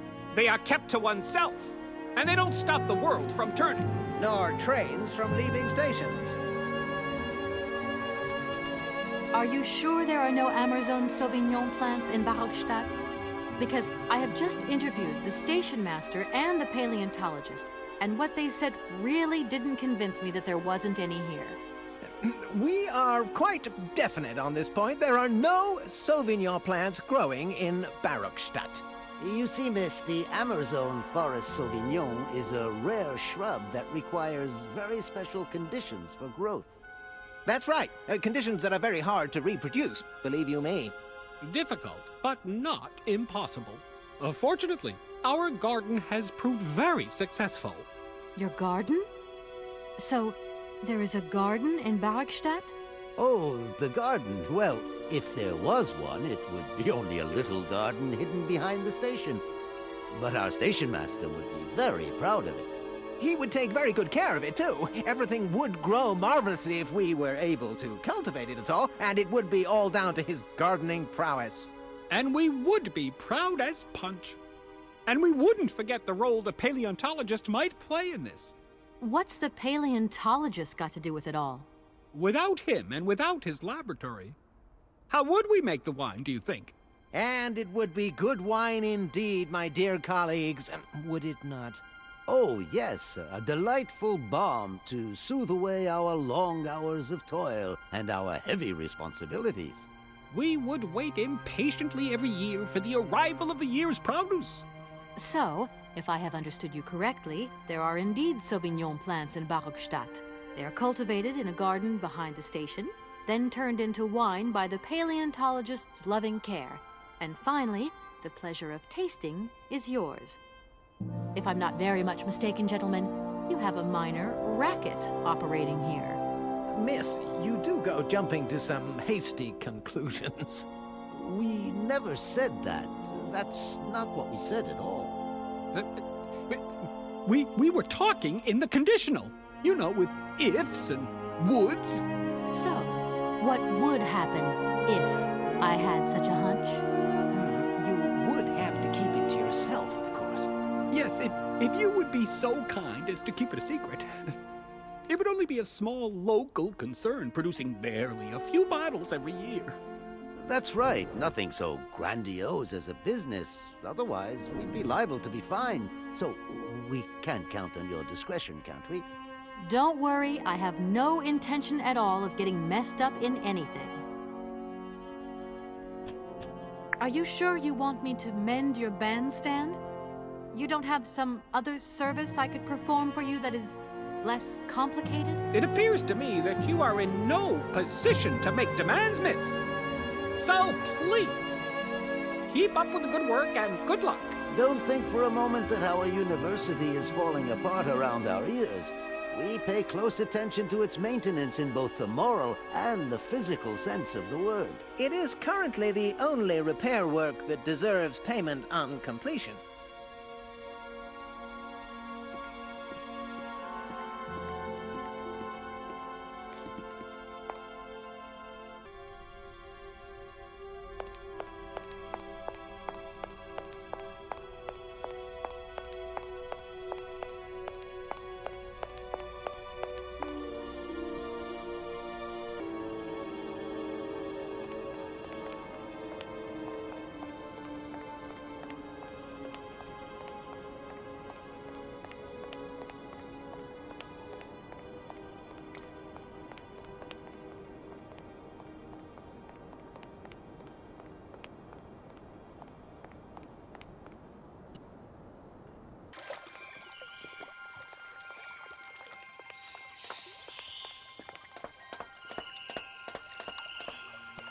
Excuse me, Station Master, but I need you again. Can't you see I am very, very busy? No. Well, I am. Very busy indeed. But, okay, I think I can give you a minute of my time. You have been playing with me, haven't you? You knew very well there were forest Sauvignon berries in the station garden. Not at all. I've never seen your Sauvignon things. You don't have to lie to me. I know all about it. You and the rectors are in cahoots, and the professor's lab has been turned into a distillery. You've all got a nice little smuggling racket on the side. Smuggling racket? Hey, lady, you're going a bit far there. It's just a little on-the-side thing we got going. That's all. It's just for ourselves. Hey, honest. You should be ashamed of yourselves. Aren't you worried about the reputation of this fine university? The authorities should be informed of this. But we haven't done anything wrong. It's not a crime. Can you open the gate to the garden, please? Sure. No problemo. Right away, miss.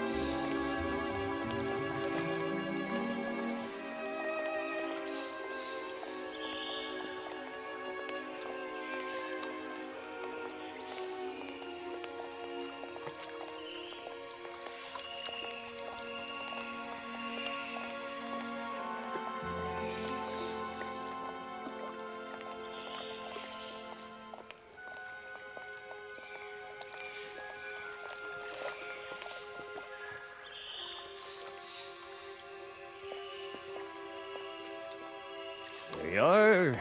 Please feel free to visit the garden at your leisure. And there was just one thing. I'm not a liar. Not really. Just mum's the word. There's the reputation of the university to think about. And I have superiors. And I have to do what I can. I understand. Don't you worry. Thank you, miss.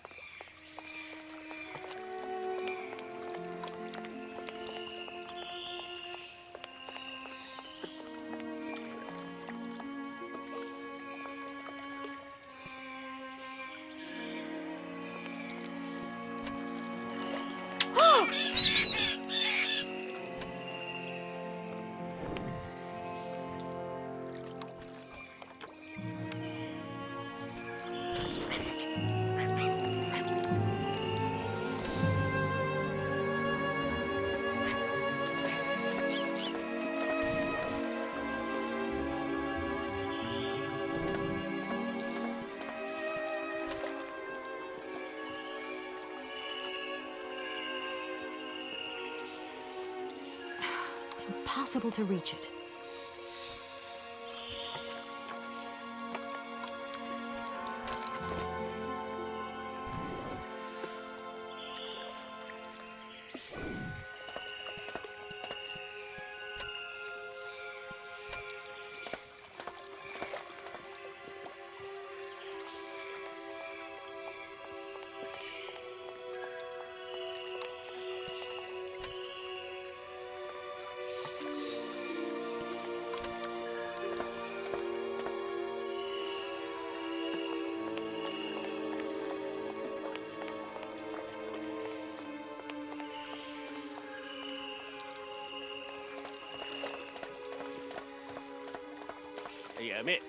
Miss, please, excuse me.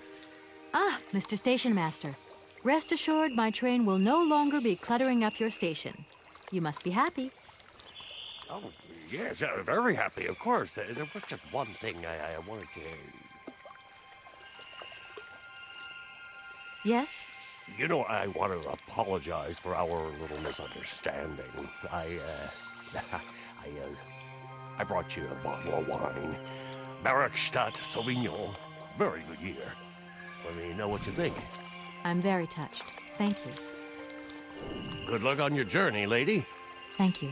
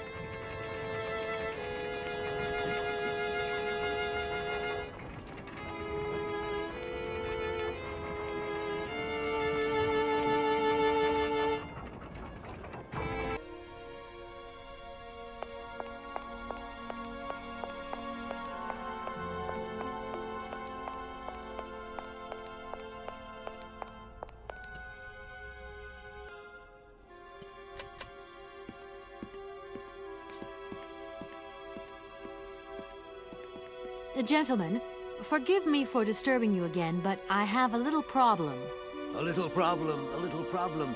Everyone has little problems now, you know. They are kept to oneself, and they don't stop the world from turning. Nor trains from leaving stations. Gentlemen, I have managed to repair your university bandstand. The bandstand is playing again. This is marvelous news. We are really very grateful indeed. Yes, very grateful indeed. We will look back on your visit with much fondness in our hearts. And now let us in turn honor our word. How much is it you need, miss? $100, if it's not too much to ask. We agreed to grant you the aforementioned sum, miss. You may now leave with your train. And while we're on the subject, when will you be leaving? Yes, because now you should relocate your train as quickly as possible.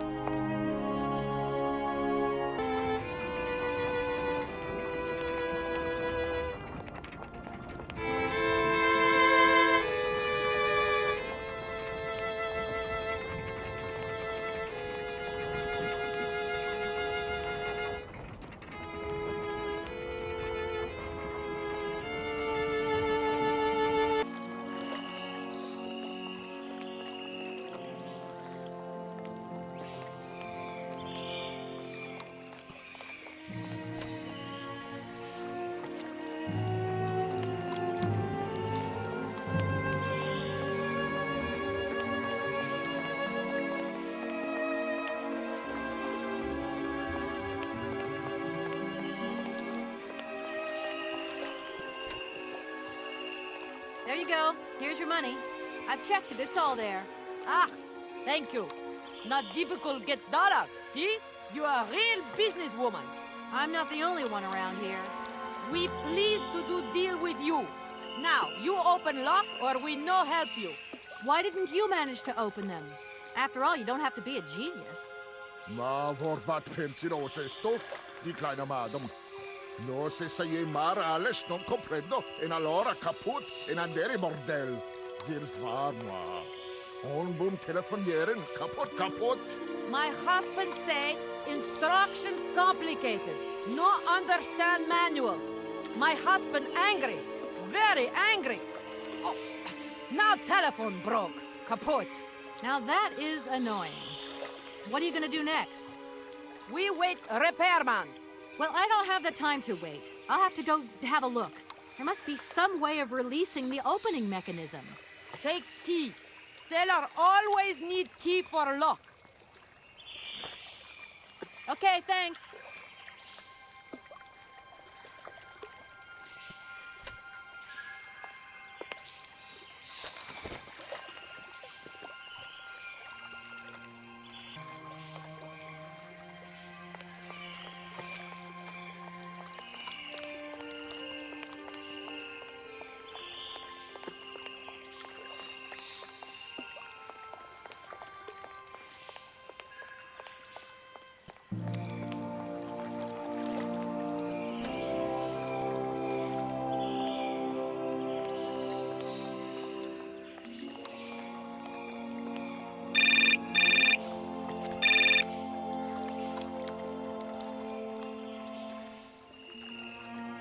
Hello?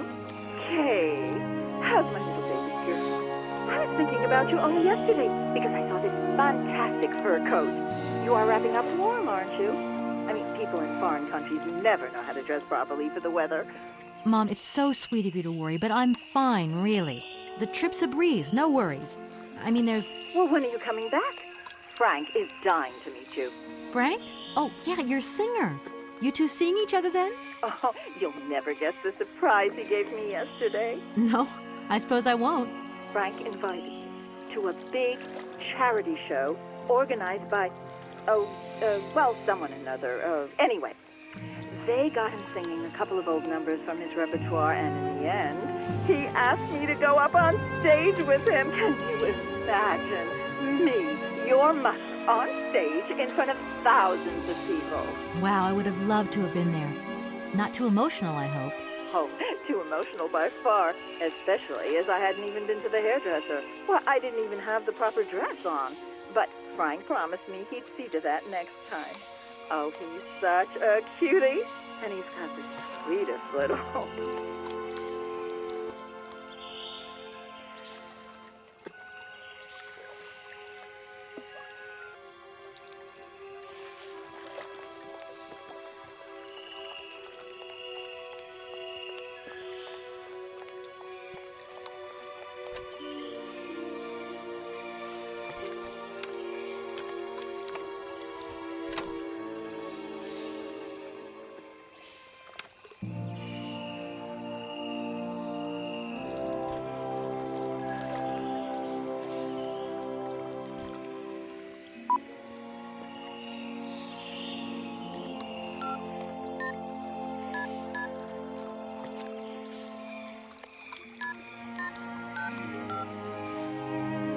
Welcome to the East Block Control Center.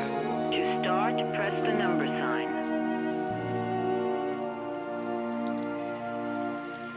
If you are using the Haltenberg lock, press 1. If you are using the Morloff lock, press 2. If you are using the Koningpass lock, press 3. If you are using the Barrockstadt lock, press 4. To return to the last command, press the number sign. If you want to raise the water level, press 1. If you want to lower the water level, press 2. To return to the last command, press the number sign.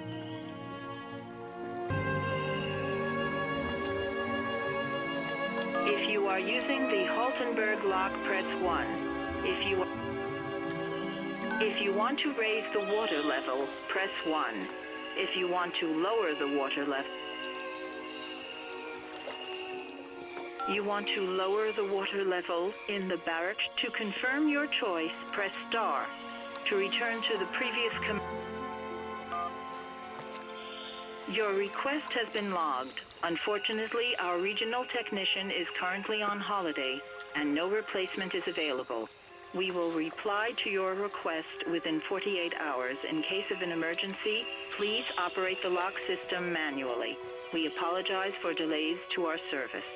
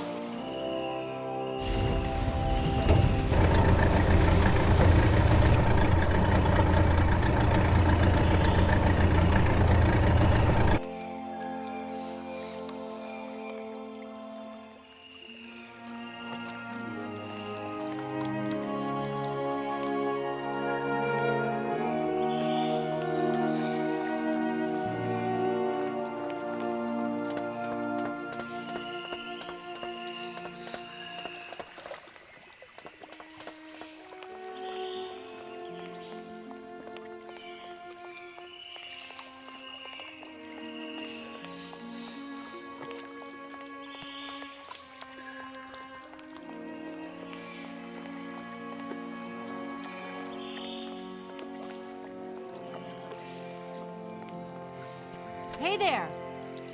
On the boat. Da, barge on other side. You still need us? What do we do now to tie my train to the barge?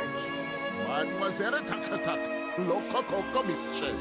What did your husband say? You attach chain to train and chain to train with barge. Hop! Catch it, sir.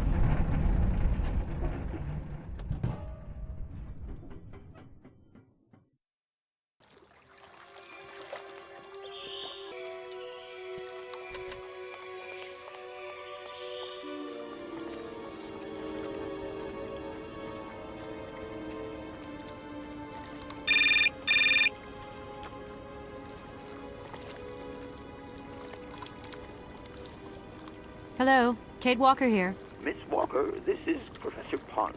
I'm about to start my lecture on the Yukols at any moment. Please make haste to come. Okay, I'll give it my best. Excellent. We'll be in the main lecture hall. See you soon. Ah, there you are, Miss Walker. Good. Take a seat quickly. I'm impatient to start my lesson.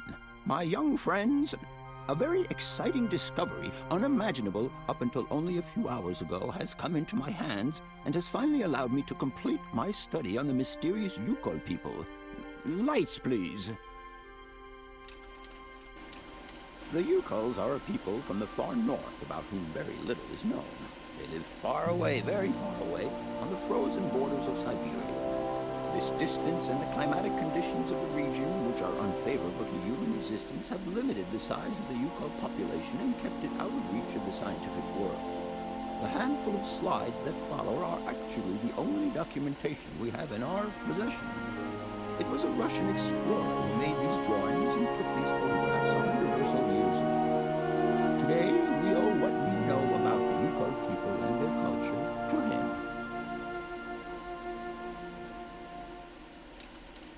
We know that the origins of the Yukols date back to the last ice age. And curiously, evidence of their presence has been found in Western Europe, and more precisely in the prehistoric caves at the heart of the Alps. This people, it seems, undertook a long migration over centuries towards the far north of the globe. The reasons for this migration are due to the importance of the mammoth in their craft, trade, and culture. They used them for transportation and as beasts of burden. The mammoth brought them meat, skins, fat, and ivory. Man and animal lived in symbiosis. There's no doubt about it. Mammoths started to drift away from the region due to changing climatic conditions, and the Yukols followed them to the north, to the edges of Syberia. Prehistoric cave drawings, identified as Yukol in origin, first led me to the extraordinary hypothesis that the Yukols had managed to domesticate the mammoth. They are, to the best of our knowledge, the only prehistoric people to represent a man riding a mammoth. Today, because of this genuine mammoth skin effigy, identified by myself as an authentic Neolithic object, I can confirm this hypothesis. Yukol forebears managed to tame mammoths. Prehistoric man uses little imagination. He draws what he sees and represents scenes from real life. This familiar day-to-day object is actually a children's toy. As we have seen, Yukol existence was inextricably linked to that of the mammoth. They used its skin for clothing and to make the roofs and walls of their houses. They used the tusks to build the frameworks of their homes, as well as weapons, tools, and jewelry.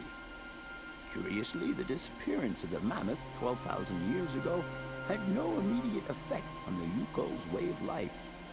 It seemed that for a long time after, the people maintained their strong bond with the mammoth through the centuries. As incredible as it may seem, the Yuko people have continued right up until the start of this century to feed themselves on mammoth meat and to use the skin for clothing and shelter. Their ivory craftwork industry is still flourishing. It would appear that to preserve ancestral customs, the Yukos learned how to exploit through the centuries the large number of frozen mammoth carcasses that were perfectly preserved in the ice of the Siberian tundra. They have been able to live mainly off this enormous freezer stock for almost 30 centuries. As plausible as this explanation may seem, it seems it is not enough for the scientific community who, I will confess, is greatly perplexed by the question. In the absence of acceptable scientific evidence, we have to make do with Yuko shaman artifacts. The research department that I have the honor to represent today lends no credence to the myths and legends that these tribal charlatans peddle. We have to take their stories at face value, mere tales to while away the long Siberian winter. The legend of the Siberian Ice Ark is a very good example. You are invited to find out for yourselves from the pamphlet that I had passed around to you. This legend would have us believe that today, somewhere on a lost island to the north of Siberia, there are living mammoths still in existence, a sort of hangover from the Ice Age. This small herd has been miraculously preserved for more than 120 centuries by the Yuko's tender care. And the island on which the pachyderms are said to live is called Syberia. My friends, I advise you to resist the temptation you may have to believe in this pish and tish. The island of Syberia is not charted on any map, and the idea that mammoths have survived to the 21st century is an idle scientist's pipe dream. The Yukos were sadly among the first victims of the colonization of continental Siberia led by the Russians in the 20th century. The Kolkhoz and Sovkhoz systems, as well as the exploitation, disdain, and humiliation the people had to suffer, marked a definitive break in the Yukos' traditional lifestyle.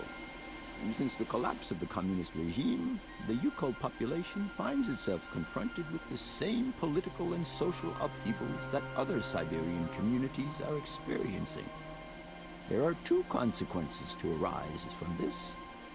Some Yukos have lost their tribal identity and have integrated into the Russian population. Others, however, have sought long and hard to re-establish links with their ancestral culture that was lost under the Soviet regime. Now, at the start of the 21st century, the last true surviving Yukos have gone to live on the vast territories of their ancestors. Nobody knows today where they live or how they survive.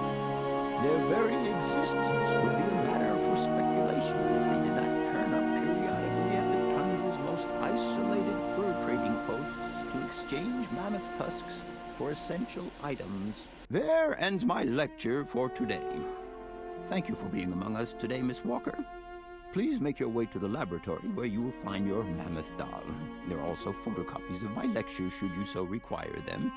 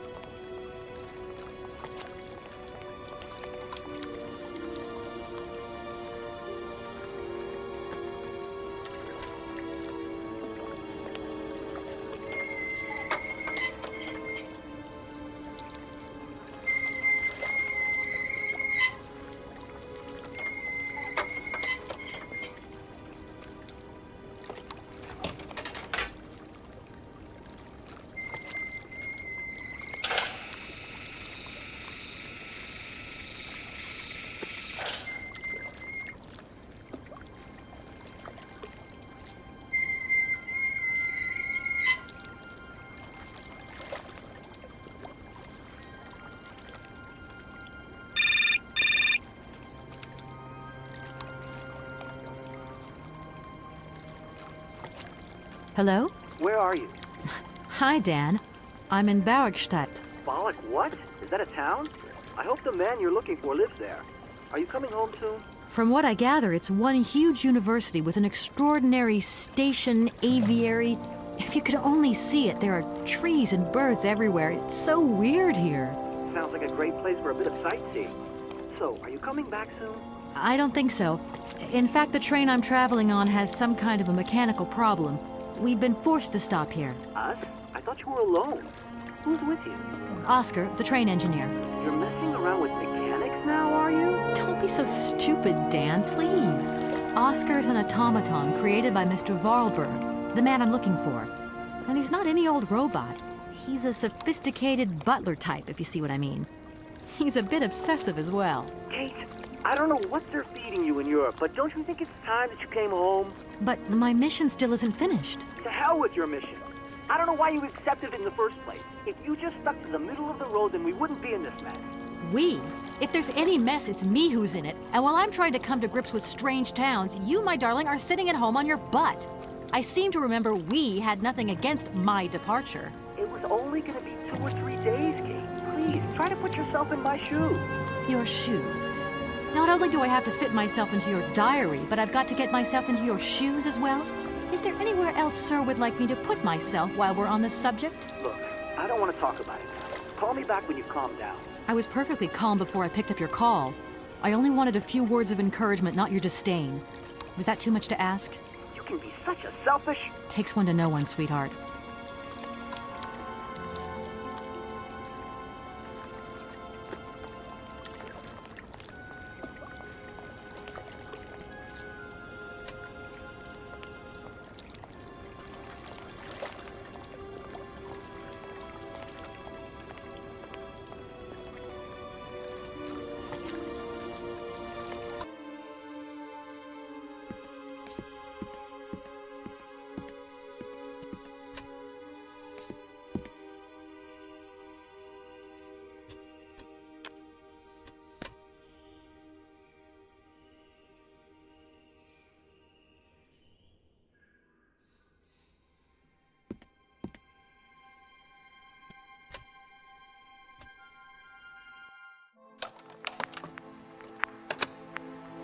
Hans, I have some very sad news. Our father is dead. He passed away peacefully last Sunday in his sleep. I feel so lonely now. Father had been but a shadow of himself since your departure. I had to take care of everything for him. Housework, factory paperwork, the workforce, clients, everything. And now, today, well, I really don't know who or what I'm fighting for. Times are so hard, and this terrible war is destroying everything. Nobody cares for our automatons anymore. I just think about you returning.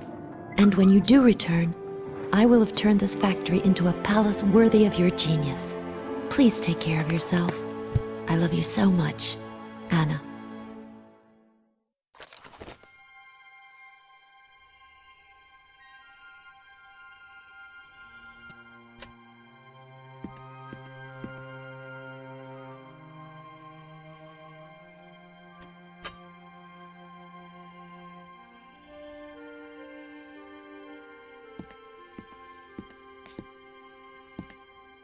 Everything okay, Oscar?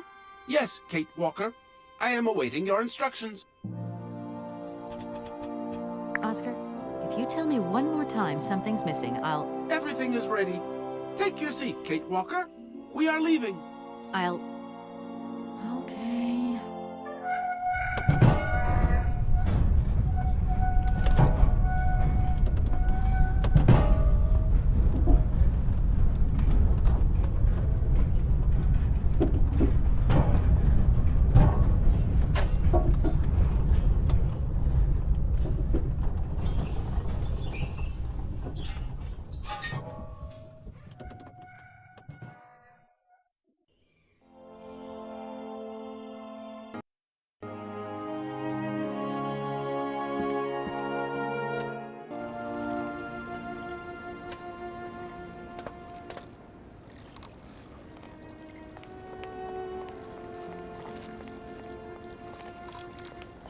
Oscar, Can't you please forget about procedure just for once? Your request is refused, Kate Walker. Oscar, don't you think we've wasted enough time already? You neglected to find the clockwork winding mechanism for the train with sufficient haste, Kate Walker. What nerve!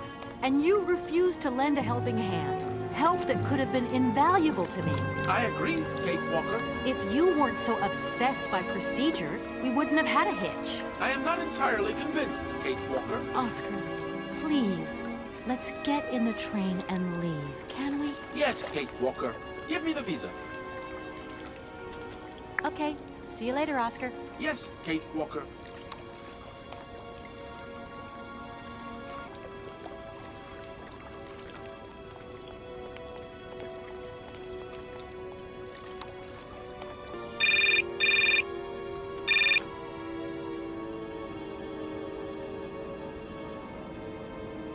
Hello? Kate! Oh, is that you? What's going on? Well, I finally got the mechanical train wound, and I hope it's going to take me to Hans Voralberg. I had to sort things out with a couple of weirdo sailors, and they probably ripped me off. But now I'm blocked behind this massive wall. You should see it, it's huge! I'm not talking about that. I want to know what's going on with Dan. What do you mean? I bumped into him at Maggie's do, and he said you'd argued. That's a bit over the top. Things got a bit heated the last time we called, that's all. No need to go overboard. I don't mean to be melodramatic, but he didn't seem in such great shape. He had his down-in-the-dumps head on. Like Dan has a down-in-the-dumps head. Well, yeah, when that shock of hair flops over his forehead, and his eyes mist up, and his eyebrows kind of creased together. I'd never noticed. Maybe I did go a bit too far, but he's got such a goody two-shoes image of me that sometimes I just lose it. And this case is taking up a lot of headspace. I was just looking for a bit of compassion. Well, you sure got mine. So, what's going down? Like I said before, I'm kind of getting somewhere, but it's slow. This Hans Voralberg guy is getting more and more fascinating by the day. Okay, well, anyway, it doesn't sound like you're bored. Not like back here in the office. Every day is boredom day. Just no fun without you. When are you coming back? Shouldn't be long, I hope. Look, I've got to go. See you soon. Well, call us again real soon. And be easier on Dan next time, huh? I'll try.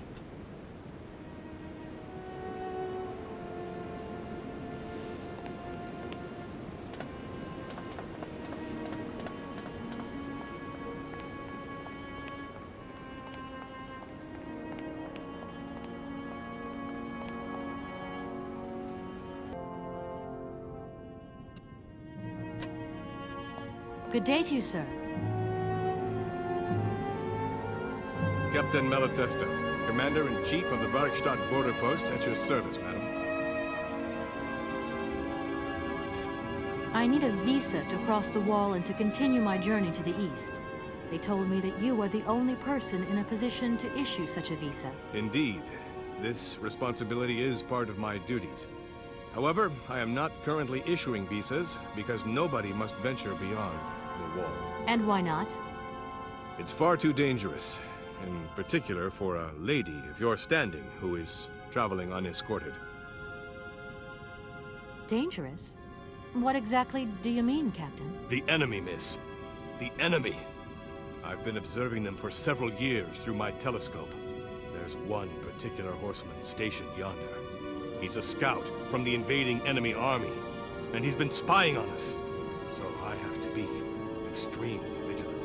He knows that I know he's there, you understand? And as long as I keep my eye on him, he won't dare try anything. Are you sure? Please, take a look for yourself.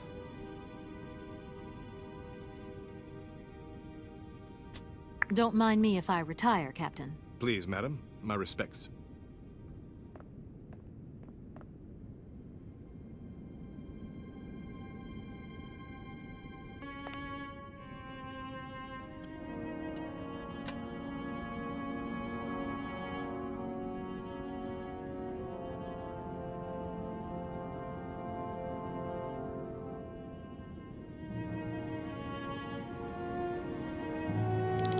Strange. I can't see a Cossack horseman at all.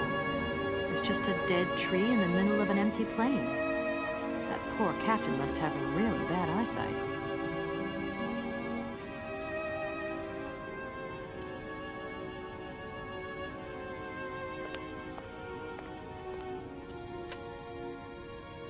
Look, broken glasses. If they belong to the captain, then he sure has eye problems going by those lenses. Look, broken glasses. If they belong to the captain, then he sure has eye problems going by those lenses.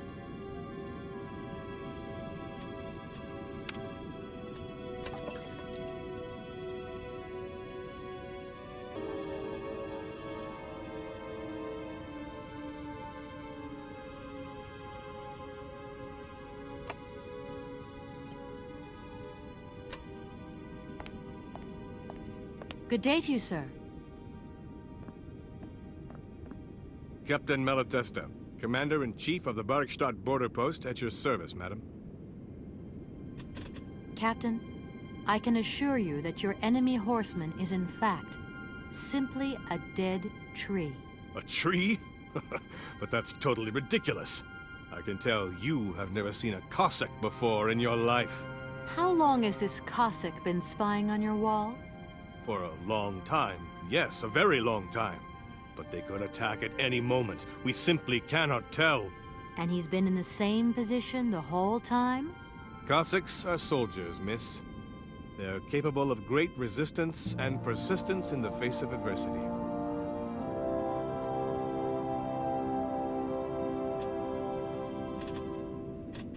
Don't mind me if I retire, Captain. Please, madam. My respects.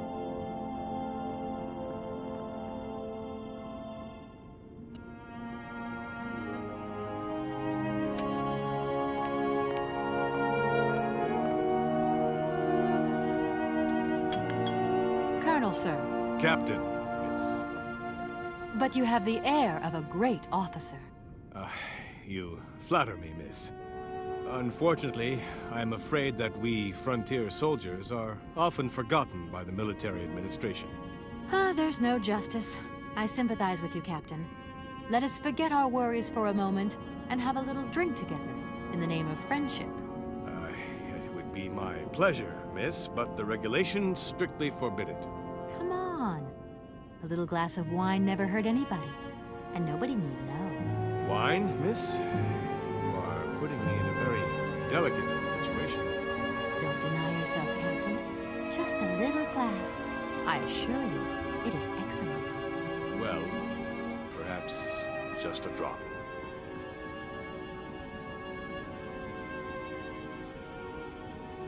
Here's your glass. To your good health, Captain. And to yours, miss.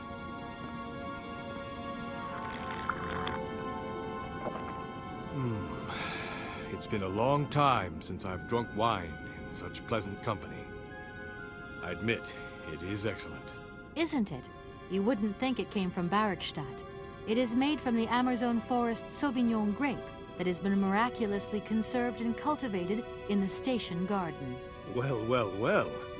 The university authorities kept that one to themselves. You know, Captain, it is essential that I continue my journey eastwards. Please, don't even think about it. As I've said, it's extremely dangerous. The enemy is spying on us. Perhaps your Cossack horseman isn't quite what you thought. Perhaps it's just a dead tree twisted into a strange shape. You should take another look. You never know. Go on, Captain. Give it a try. So be it. I will make this concession to the fairer sex, miss. But it does seem to be quite ridiculous.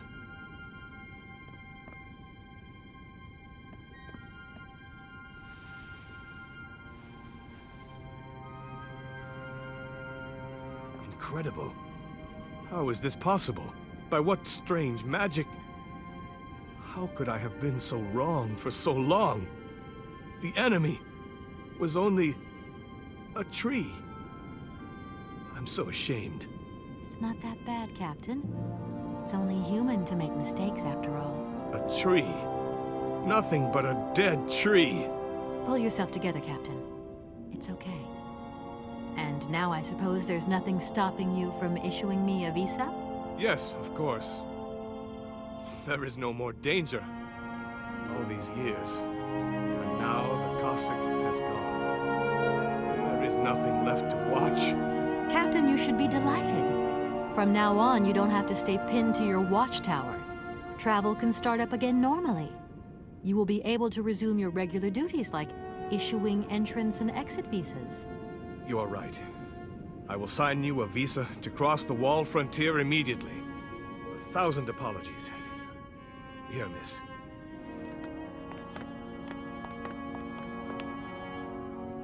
Thank you, Captain. And keep your eyes open. Miss, if we could keep this between ourselves, please. For the sake of my honor. You understand? You have my promise, Captain.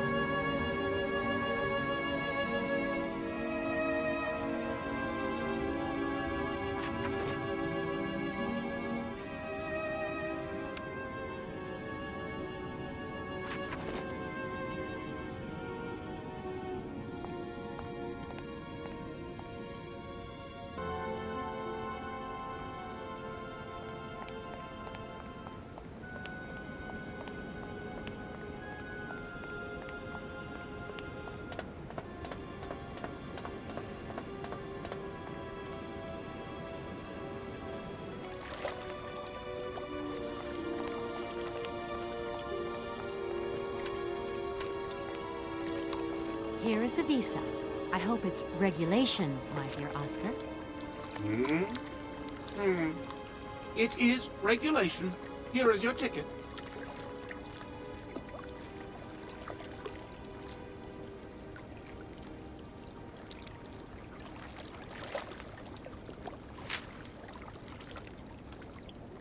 Have a good journey, Kate Walker.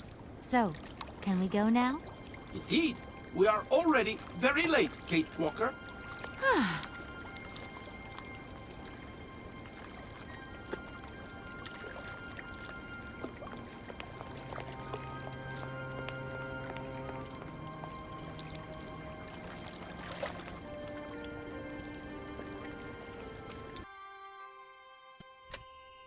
Here you go, Oscar.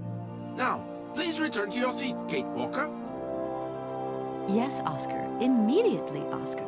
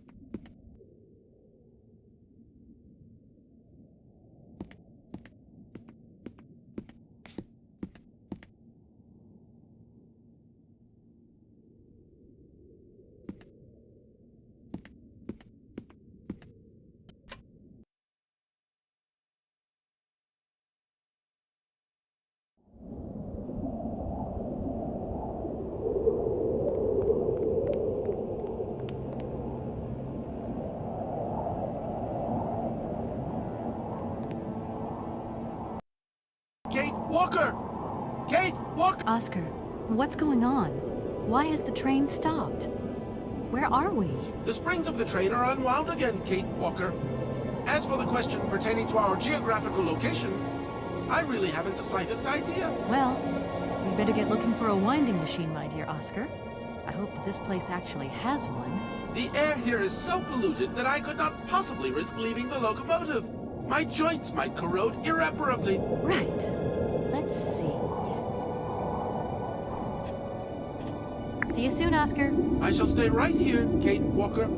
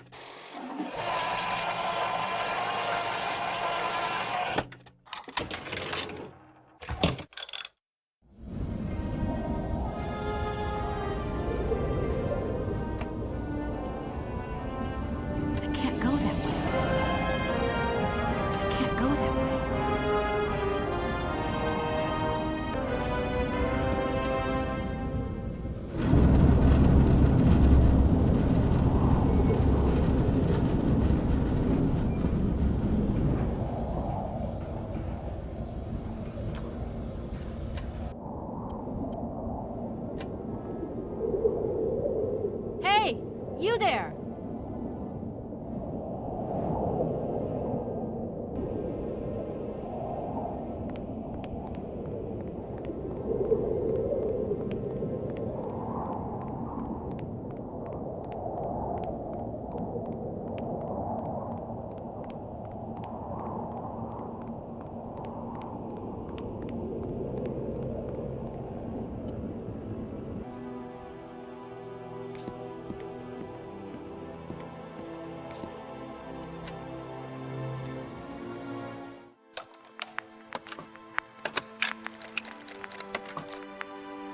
My dear brother, what joy to have news of you after your long silence during the war years. So, you're working for the Russians now. I tell you, we've been hearing some worrying stories about them here. Just your description of that dingy factory makes me cough. But it's so good to hear that your talent is being recognized for its true value, and that your automaton creations are taking the place of workers for all those menial jobs. I'm so proud that Voralberg automatons are making such a contribution, even if it is small, to the improvement of people's lives. Meanwhile, back in Valadilene, we've been licking our wounds after the war years. Some people have returned, others not. Life is slowly coming back, but it's taking time. All my love, Anna.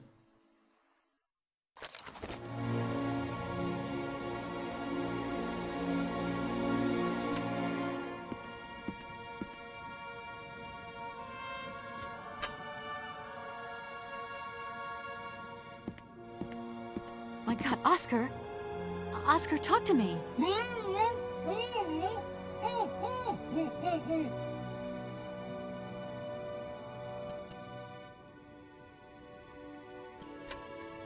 Are you okay?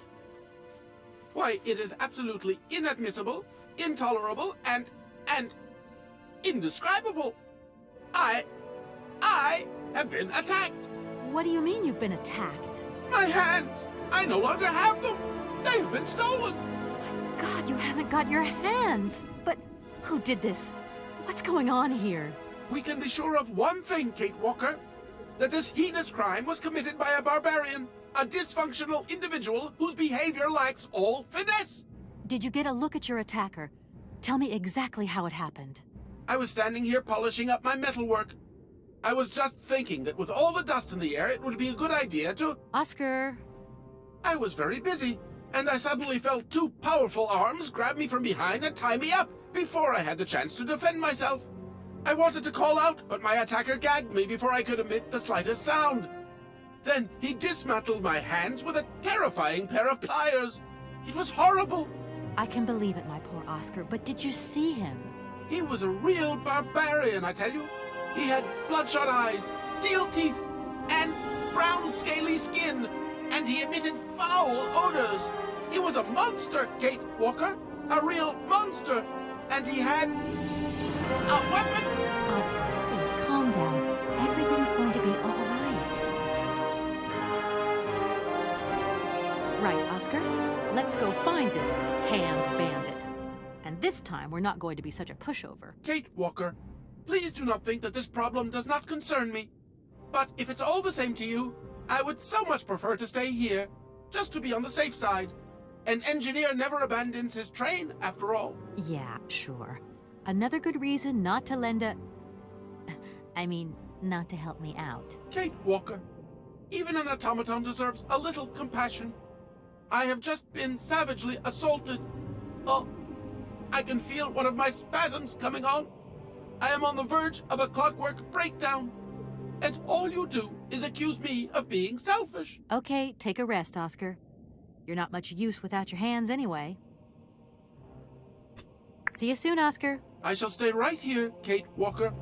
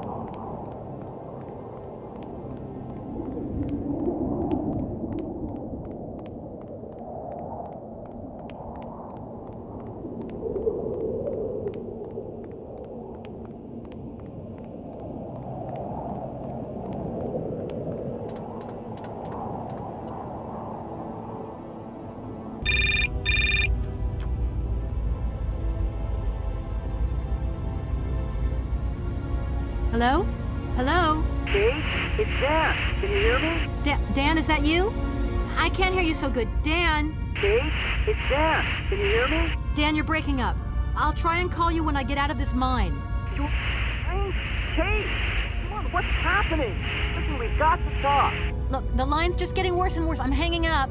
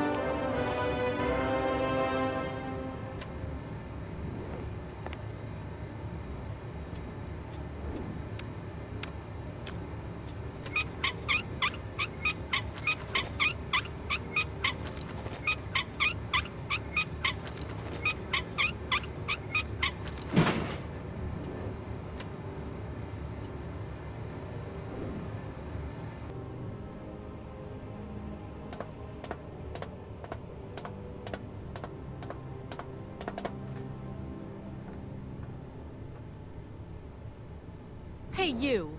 Who are you? Careful, I'm warning you. I'm not afraid of you, okay?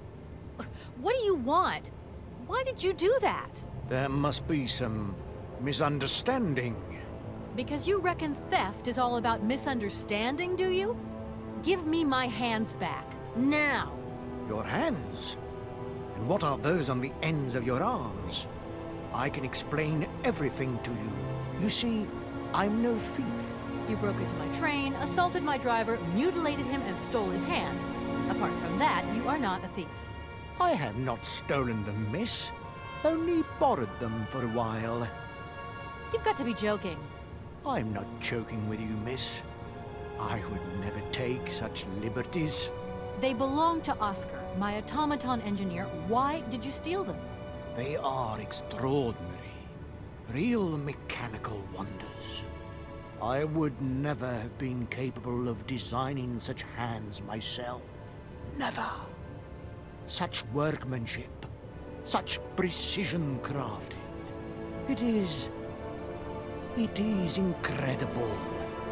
Absolutely incredible. And just because you like them, you decided to steal them? I have only borrowed them, little missy. Temporarily, you understand? Of course, I shall return them to you when I don't need them anymore. You can... Excuse me? You see, these hands are all I need to complete my plan. At last, I can finish off my automaton pianist and fulfill my dreams. Everything is now in place. You see, I have converted this old, useless, stupid factory into a magical theater. As you can see, the furnaces, piping, chimney stacks, they've all been converted into one gigantic organ. I will be able to accompany the world's greatest living singer. Now all I need is her... I'm sorry, I can't make heads or tails out of your story at all. Without my engineer's hands, I'm stuck here, you see? Everything I have designed, all that I have invented, everything, is for her. Do you realize? Her. Oh, to hear her sing one more time, here in my factory! But who is she? Who are you talking about? Helena. The one and only Helena Romansky. Her voice is so pure, like an angel. One day she came here to Komkolzgrad. She sang here, you know, when our industrial city was in its heyday. Oh, so long ago now. It was almost unreal. It was magical. I remember it like it was yesterday. Then, later, a long time later, she saved my soul. She saved my life and gave it meaning.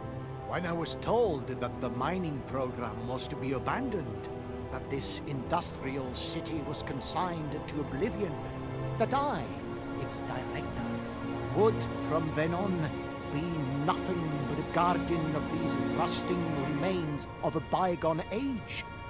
That is when I first formed my plan, to bring Helena Romansky back to this factory. But this time, she would sing for me, and me alone. And is she okay about this? Sure, sure.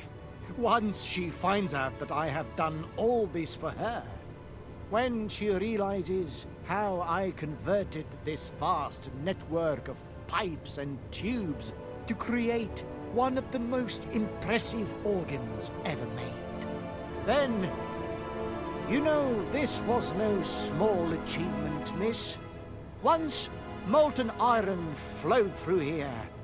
Now there wafts only beautiful melodies. And then I realized I had to make an automaton pianist. I began to despair that I would never create hands that were intricate enough. But then you arrived.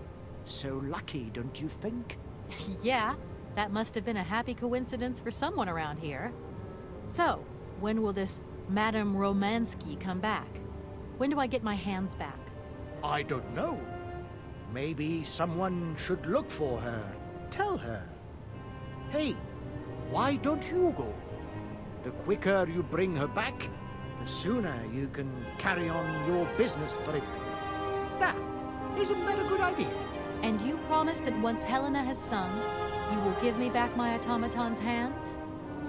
I promise, my dear. You have my solemn word. Well, I guess I'm going to have to believe you. Where should I go hunting for this singer then? I have no idea. But for a woman of the world like yourself, finding her should pose no obstacle. Helena Romansky was a world celebrity, you know. I have collected many objects, souvenirs of her that I keep in a room. A shrine to her glory. It's like her own personal museum in a way.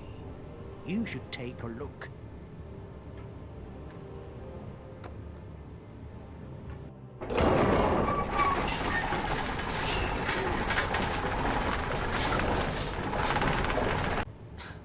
This whole story is completely nuts.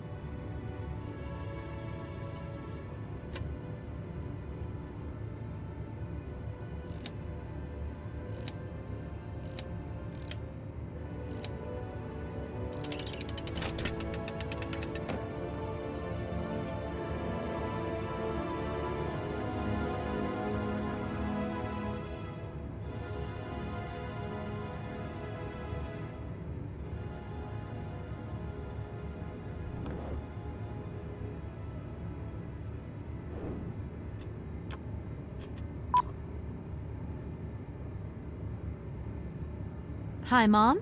Kate! What? Have you seen the time? Why are you phoning me in the middle of the night? Sorry, Mom. I forgot about the time zones. Did I wake you? Well, of course you woke me up. I was sleeping deeply, too. I've simply got to get my beauty sleep. I've got an absolutely crazy day tomorrow. I'm sorry. It's just that it's real important and urgent. I haven't got a lot of time. Well, if it really can't wait till tomorrow, Munchkin, come on, tell your mommy what's up. No way I'm calling Dan for you, if that's what you want. Mom, listen, please. I seem to remember you're seeing a Marovich or something like that at the moment? No. Malkovich, Munchkin. Frank Malkovich. Yeah, right. So, but he's an opera singer, right? That's right. They say he has the finest voice at this time, I hear. Imagine that. That's just great. So then he must have known a famous singer called Helena Romansky. She's Russian, too. Please, if you can ask him if... Listen, honey, if it's stars you're after, Frank knows them all. I'll just wake him up and let him tell you himself. You mean he's... Do you know this song? Oh, you do? Oh, Kate, listen, you're still there. Frank tells me he did hang out with a Romansky once, but it was plutonic. You know those singers. She's a great soprano. Great! Does he know where she went? Does she still sing? Where does she live? 1 second, Munchkin. Frank says she was very ill and she withdrew from circulation. Really? Oh, what is... Oh, okay. She went to rest in some spa somewhere. He thinks it was called Aralbad, but it was 15 years ago and he's not sure. And well, honey, when Frank wakes up, he always takes a little bit of time to get going, you know. Thanks a bundle, Mom. And Frank, too. You're both fantastic. Love you both. Thanks again. Catch you later.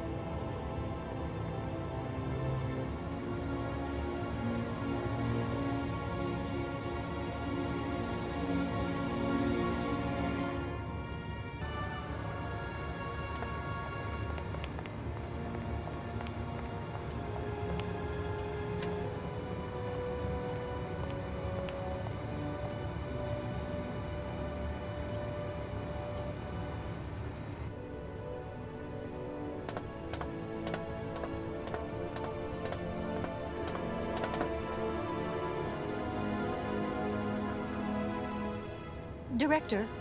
Ah, it is you, Miss Walker. Director, I think I know where Helena Romansky is. My God, you have found Helena? That is fantastic. From my research, Helena Romansky is living in Aralbad. Aralbad? Helena Romansky is in Aralbad. You know the town, then? You know where it is? Of course. It was a famous spa resort. In its heyday, Aralbad welcomed all the big wigs of the regime. To be granted a stay there was a real honor. Today, the honor has gone, along with all the generals and colonels, all washed away with the sea. It sounds like a good place if you need to take it easy or convalesce. I think Madame Romansky I think she'll prefer the peace and quiet here, the perfect tranquility of our little town. How can I get to Aralbad? There is one way that you can. Here in the city, there are no suitable vehicles left. But that drunk old fool living up there, he'll have something. What drunken old fool? You mean you're not alone? What's up there? You mean you haven't noticed the space compound on the plateau? There's still some pathetic old soldier guarding it. But he's more interested these days in reaching for another bottle than reaching for the stars. And you think this gentleman could have a vehicle for me? I haven't the slightest idea. If you catch him on a good day, then maybe. But good days for him are far and few between. I wish you luck. How do I get up to the space compound, then? There is a monorail that leads up to the Cosmodrome. When you are inside, I will activate the automatic pilot.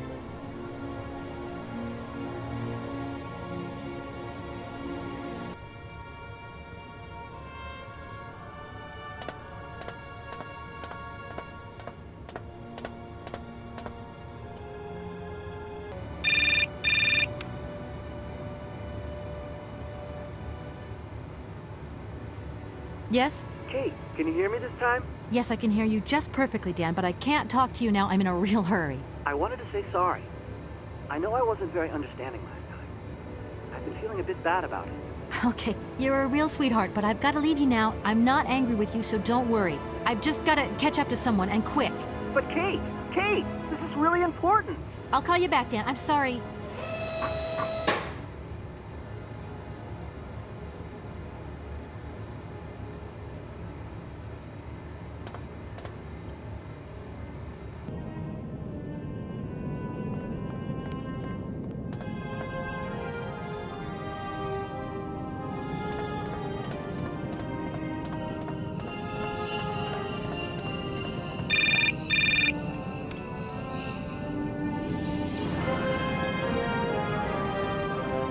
Hello?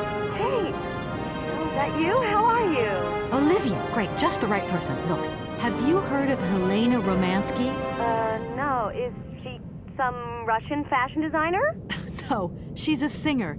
I'm going to be meeting her soon. I've just got to find a way of reaching Aralbad. Can you imagine how lucky I am? Not really. Well, what relation's this singer got with the toy case? You sure you know what you're up to, Kate? You sound really different, like you're changing or something. Look, it's like this. If I'm going to get to the end of my journey, I've got to link up this singer and the director of the Komkolzgrad Industrial City. Don't worry, I know exactly what I'm doing.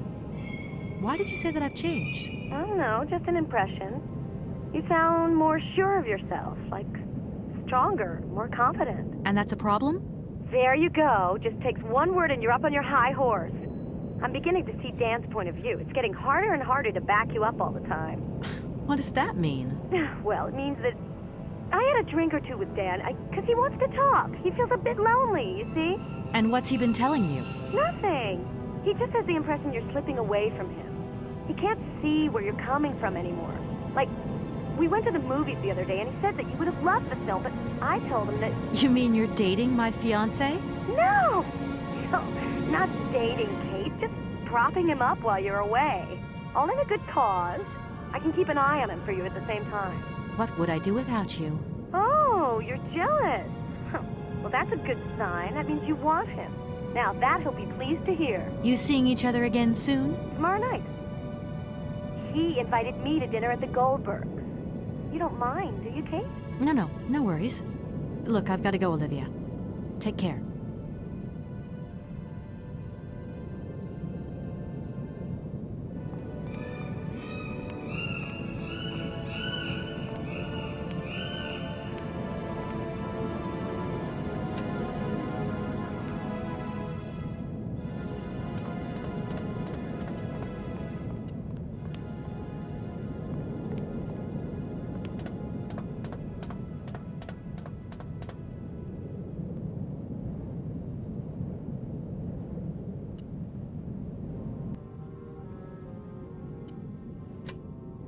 Excuse me.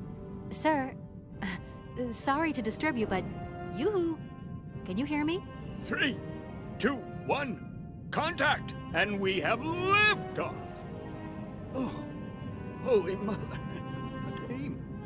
A pretty dame on the launch pad. Please, no need to worry, sir. Just do stay calm.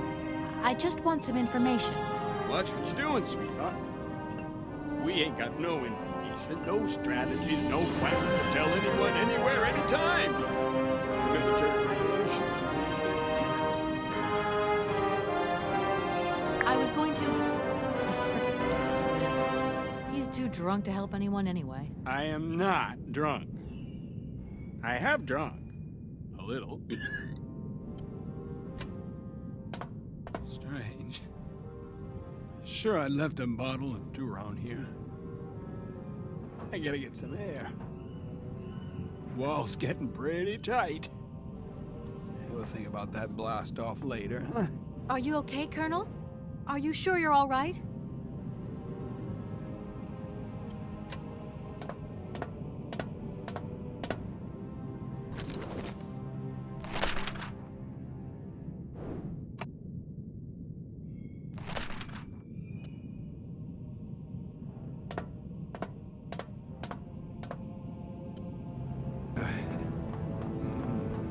Be careful! Don't lean out too far or you'll...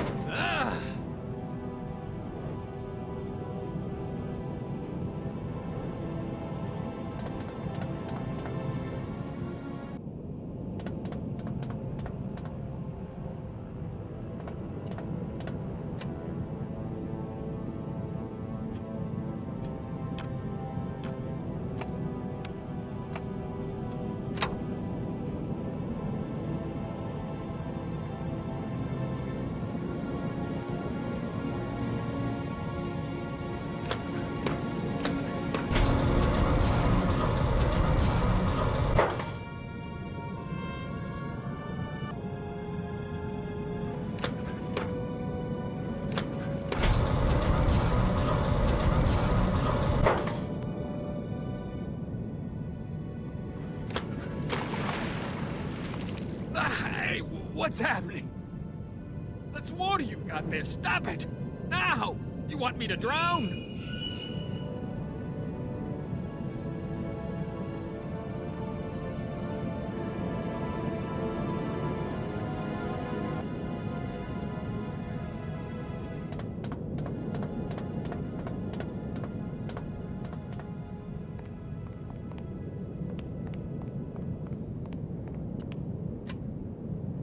Calm down, it's all right.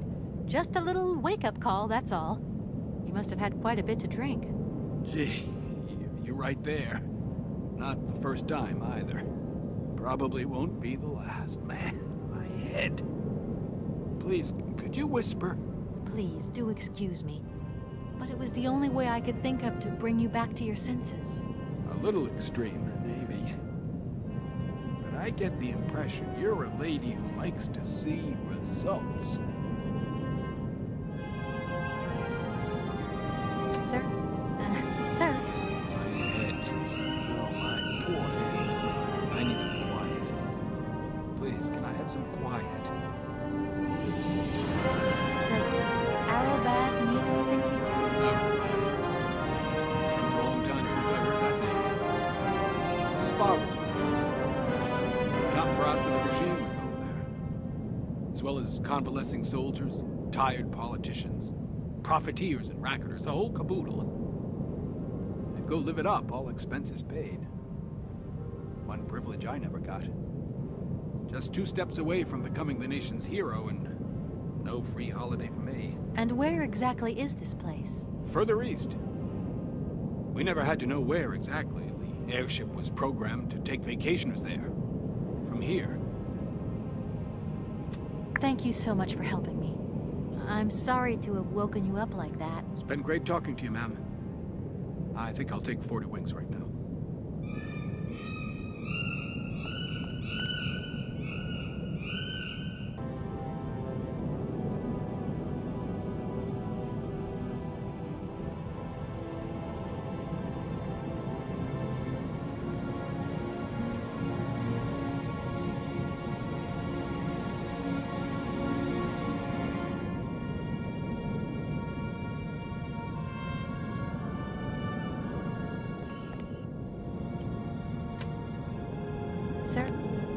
Sir?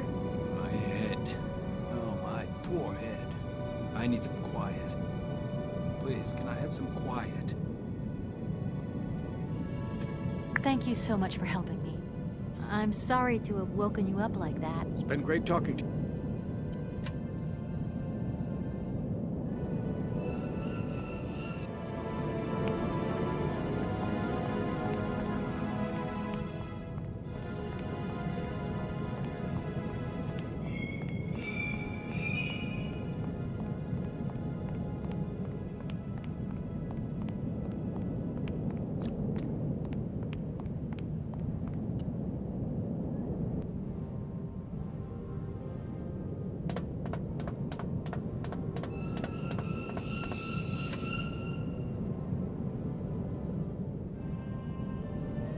I need a key.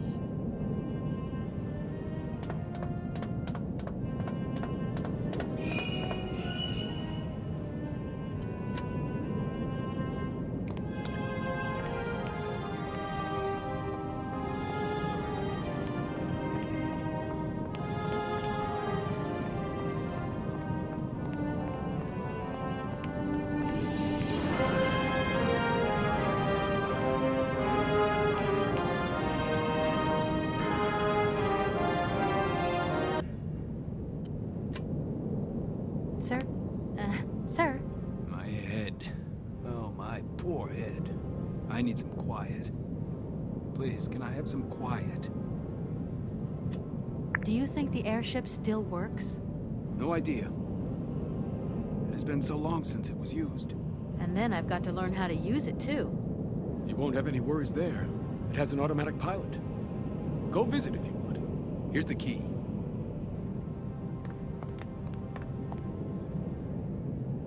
Thanks.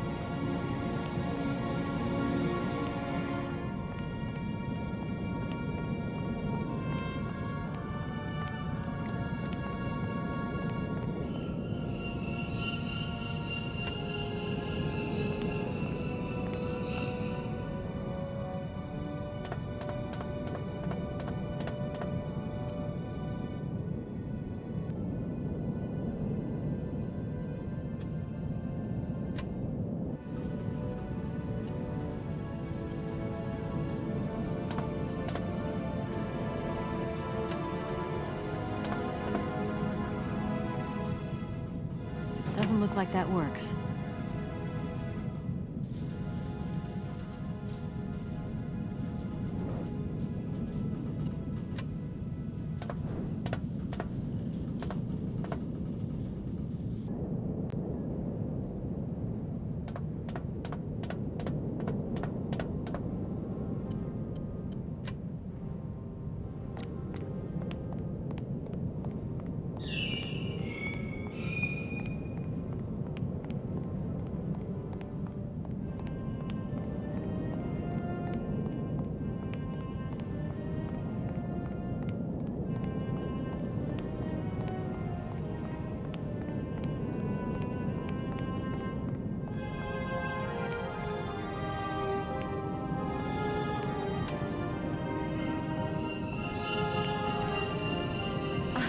There you are. I was looking for you. I've managed to trigger the autopilot mechanism, but the airship still won't take off. Do you know why? I've got it. Somehow. But you look like you're a pretty good mechanic. Let's just say that since the start of the journey, I've managed to get by and get to know Hans Voralberg's strange contraptions. Okay. I have a deal to make with you. I've been living in this dumb launcher site for years. And I've always said that one of these days I'm going to the stars on that flying wheel. And I'd better make that trip before vodka stews my brain. But I gotta know how it works. And you look like you might have some clue at least. If you could help me get to the stars, I'll tell you how the airship works. What do you say? We got a deal? Why not? I'll see what I can do for you.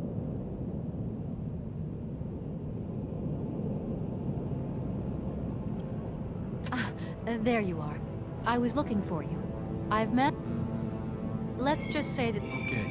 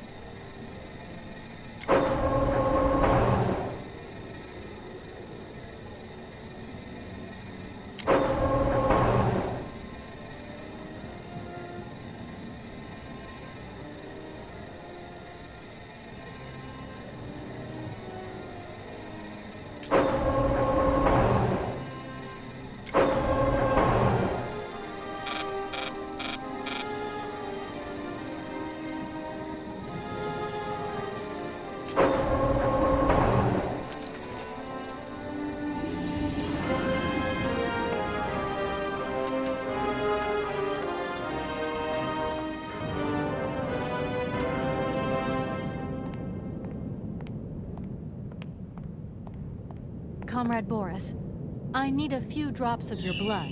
Excuse me? To get the centrifuge going, we'll need to analyze the pilot's blood. If you're going to the stars, you've got to be in good health, you see? That's why I need a blood sample. It won't hurt. There's two things a good soldier is always ready to do. Drop his pants and spill his blood. Go ahead. I'll only be needing your blood. My pleasure, ma'am. Ow!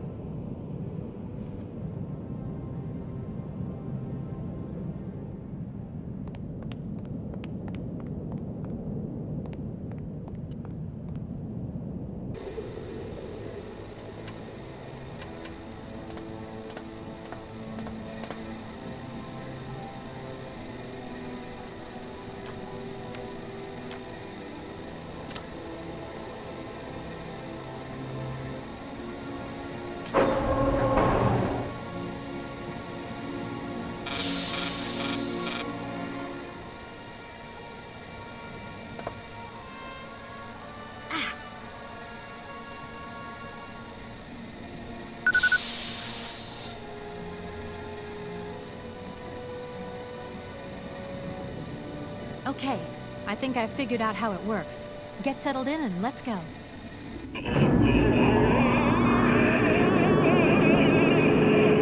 Colonel, are you all right? Never been better.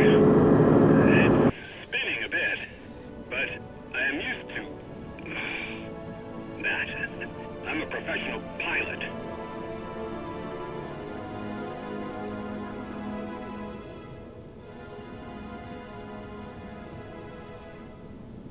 Miss Walker! Come in, Miss Walker. Are you receiving me? Clear as smog. Can you speak up? I'm ready. Press the launch button. Okay, here we go. Good luck.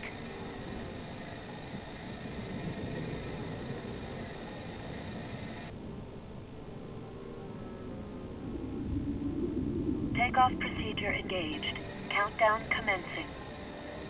Colonel, you've forgotten to tell me the secret of the airship. What do I have to do? The airship will need to be right up.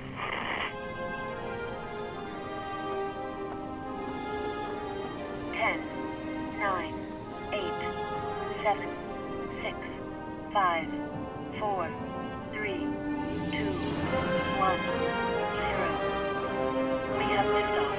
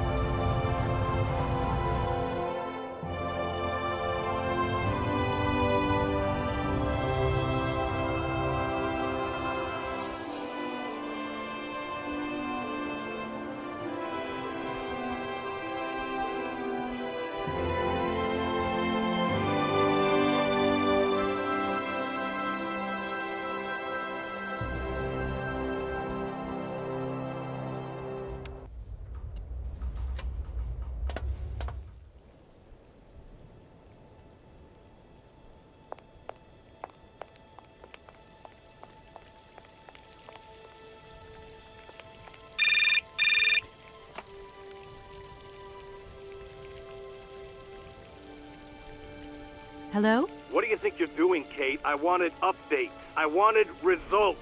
Certainly, Mr. Marson. We all do. Down on the ground, we're doing all we can, but there's no new developments. Kate, I don't think you understand the urgency of this situation. Universal Toys are on my back and digging in.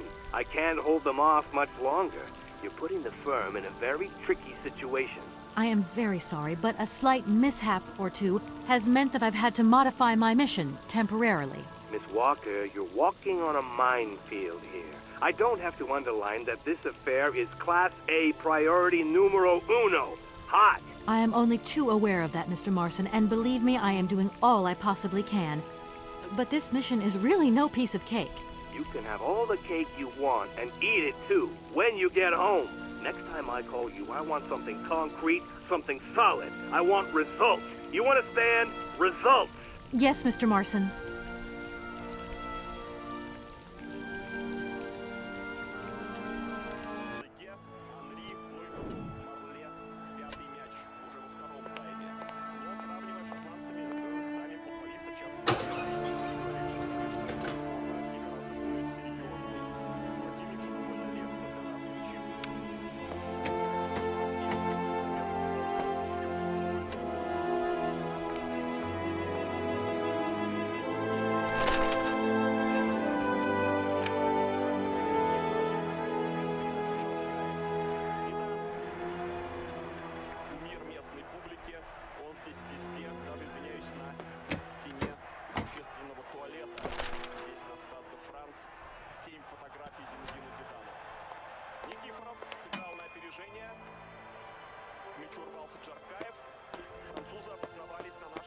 Good morning, sir. Good day to you, ma'am, and welcome to the Hotel Kronsky. I don't expect you've made a reservation, have you?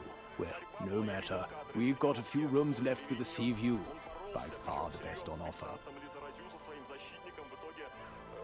Well, actually I wasn't counting on staying in Aralbad. I see.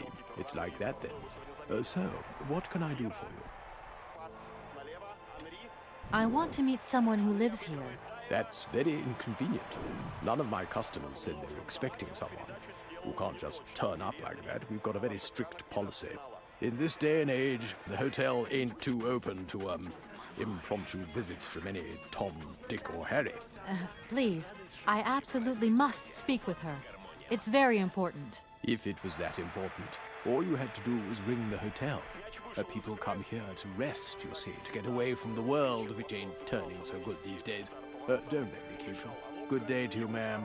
Honestly, if I could have called, I would have called, but I couldn't.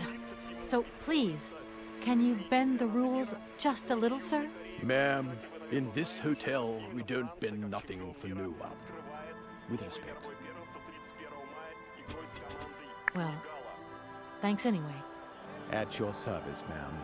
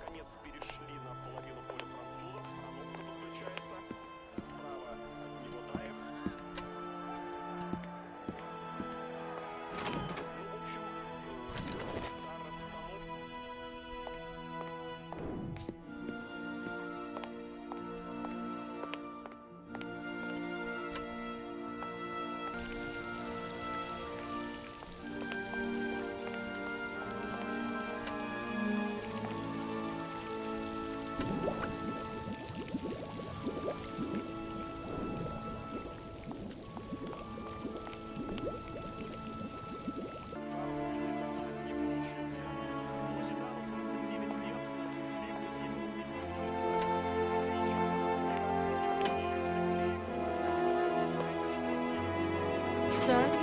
You again? You're beginning to really overstep the mark. I warn you, one more and I'm going to... What the hell's going on over there? Why is it me gets hell to pay when there's already too much work to do?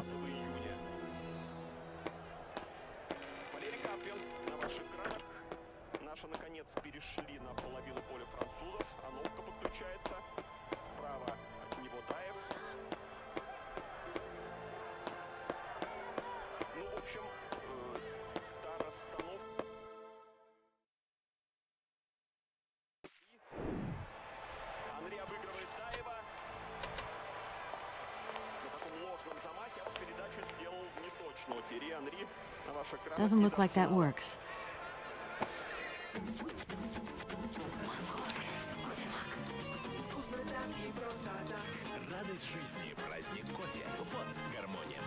Вот видите, сейчас повтор пытался нанести удар поворотом, ему мешал Анопка, и удар у Зидана не получился. Ну, Зидану 29 лет, 30 ему исполнится дни чемпионата мира Японии и Южной Кореи. Кстати, вы, наверное, знаете, что именно Франция, как чемпион мира, открывает новое мировое первенство 31 мая игрой с командой Сенегала. Валерий Карпин на ваших экранах. Наши, наконец, перешли на половину. Doesn't look like that works. Анопка подключается. Справа от него Даев.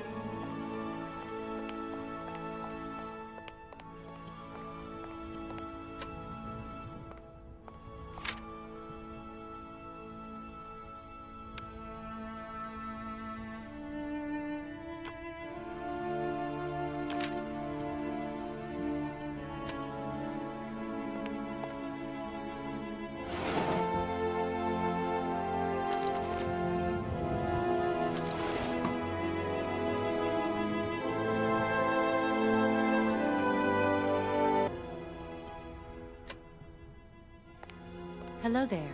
Good afternoon, miss. Are you the hotel barman? My name is James, miss. James, the automaton nurse. I am not a barman. I'm sorry. I didn't want to upset you. If you don't mind, miss, I would appreciate it if you would just be a little more rigorous in the terms you employ in the future. Well, I'm going, James. See you later, maybe. It would be a pleasure to see you again, miss.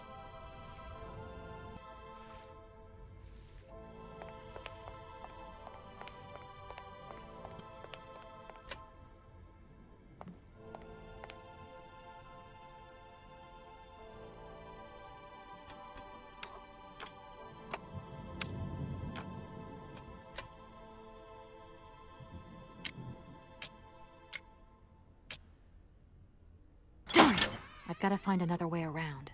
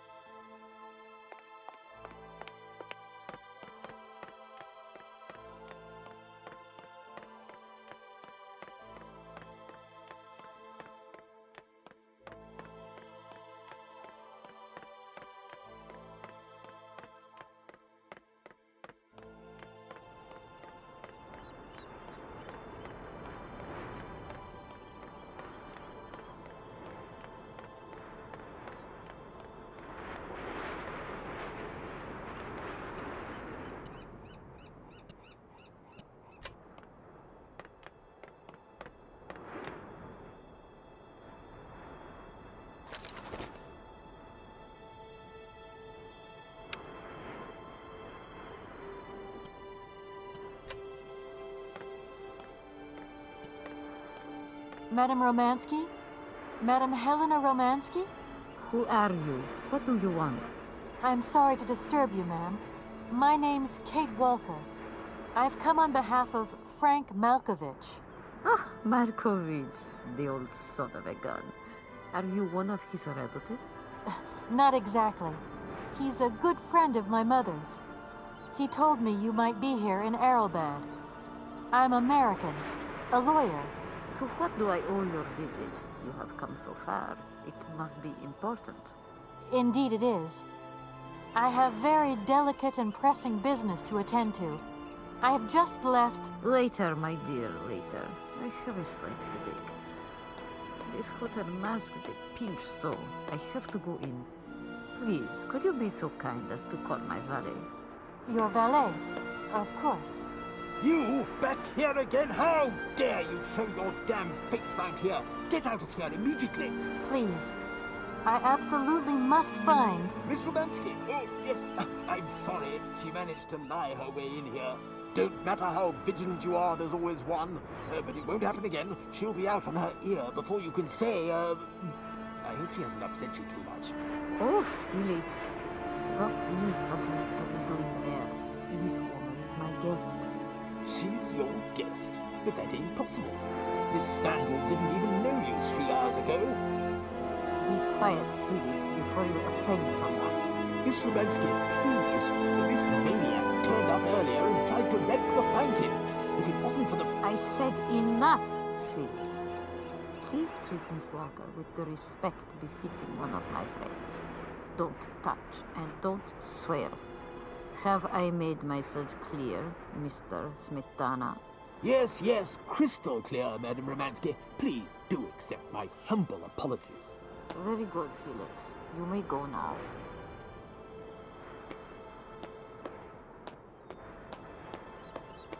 Madame Romansky, thank you for stepping in there. I'm so embarrassed to put you to such trouble. Oh, nothing that I haven't lived 1,000 times before, my child. I want to go in now. I am exhausted.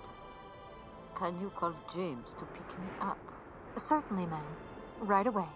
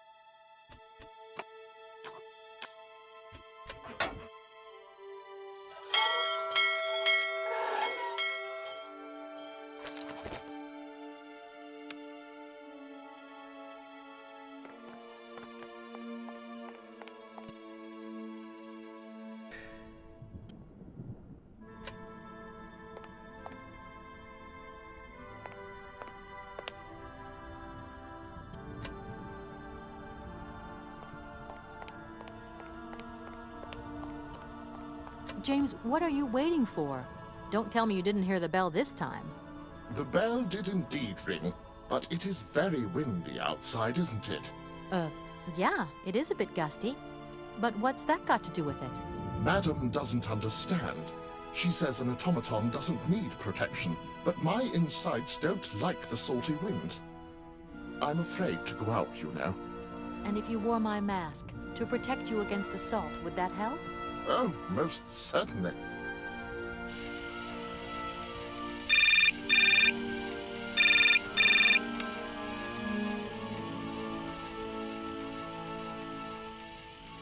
Katie Pooh. So, have you met her yet? This Helena person? What's she like? Does she remember Frank? Hi, Mom. Yeah, sure. I met her, and yeah, she's living in Aralbad. You can thank Frank for me again. I'll remember to, honey. So, what's Aralbad like? Maybe Frank can take me there one day. It's this seaside resort, Ma, but it isn't what it used to be. You'd be real disappointed. Maybe you're right. So, when are you coming home? Is that mission all over then? Not really, Ma. I still haven't found the heir I'm looking for to wrap up the case. Helena Romansky's a kind of detour here. Listen, Munchkin. I get the distinct impression that you're being led up the garden path. Why don't you just come home, tell your boss this heir just doesn't exist, that you've done all you can, et voila. Do you want me to call him for you? Ma, please, don't get involved. Looking for Hans Voralberg is what I'm being paid for. But I also just want to find him for myself. Honestly, you're just as stubborn as your father. Don't complain that your mother didn't warn you. Don't worry, I won't.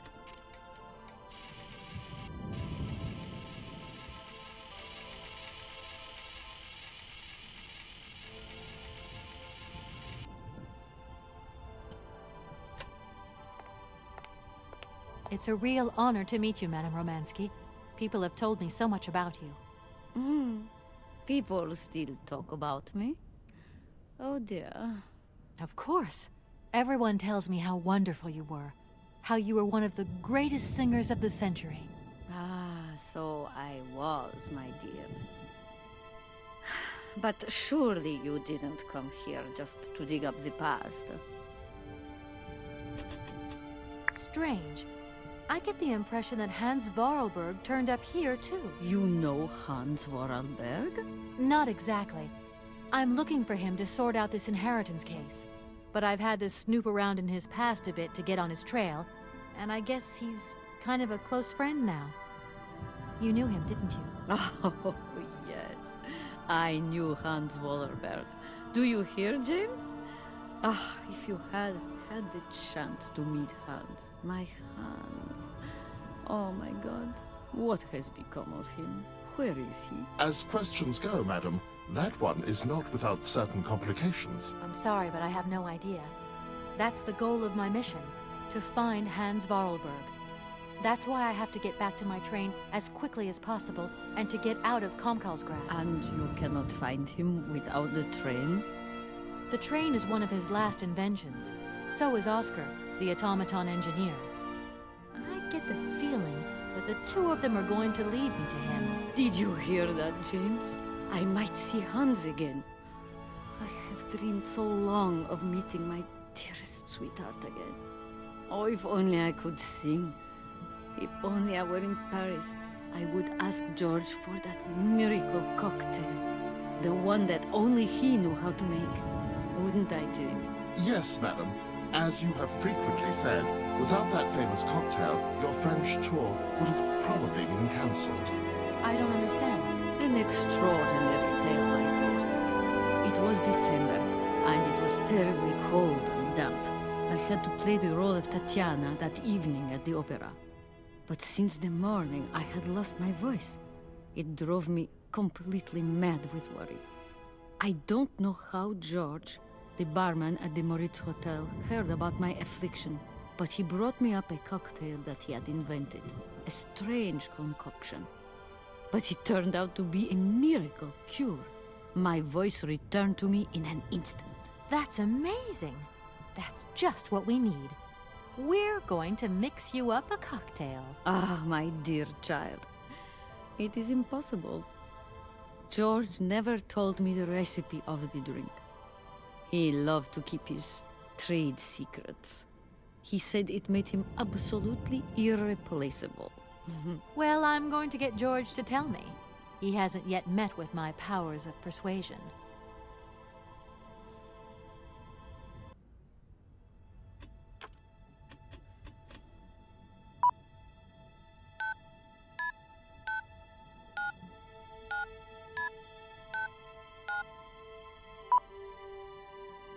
Hello, Hotel Moritz? Reception here, can I help you? I'd like to talk to Mr. George.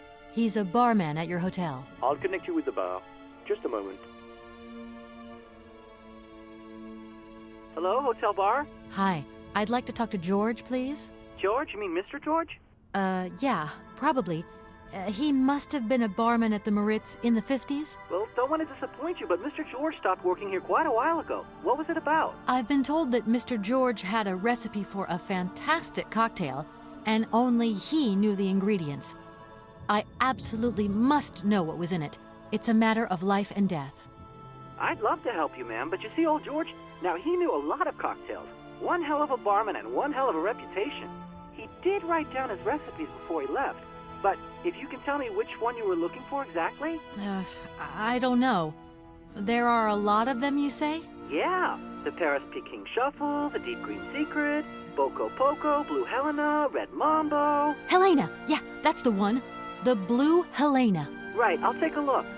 Blue Helena, you say? Let's see. 1 measure of vodka, 1 measure of blue curacao, 1 measure of honey, a dash of lime and ice cubes.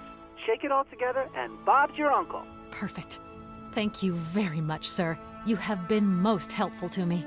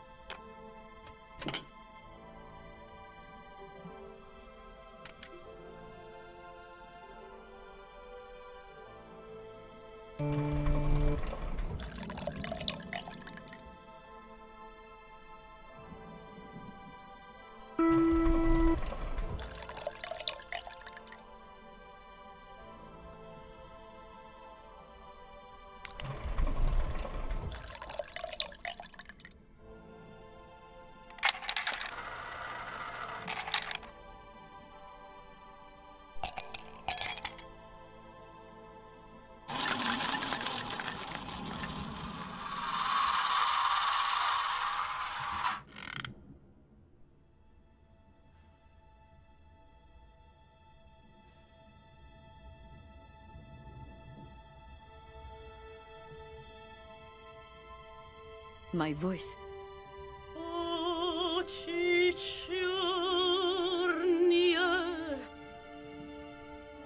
My God, that is atrocious. Horrific. It was too good to be true.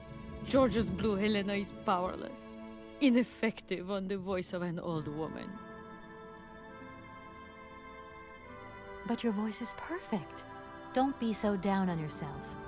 You just need to warm up a bit, that's all. After all these years, it's to be expected. No, I am very grateful for all your efforts, but really, I cannot go on stage with such a puny, pathetic voice. My performance would be so poor. I would get such bad reviews. You've just got to get your confidence back. Hasn't she, James? I must concur, madam. It sounds to me like your voice is fully restored. James, be quiet. You are a sniveling little creep.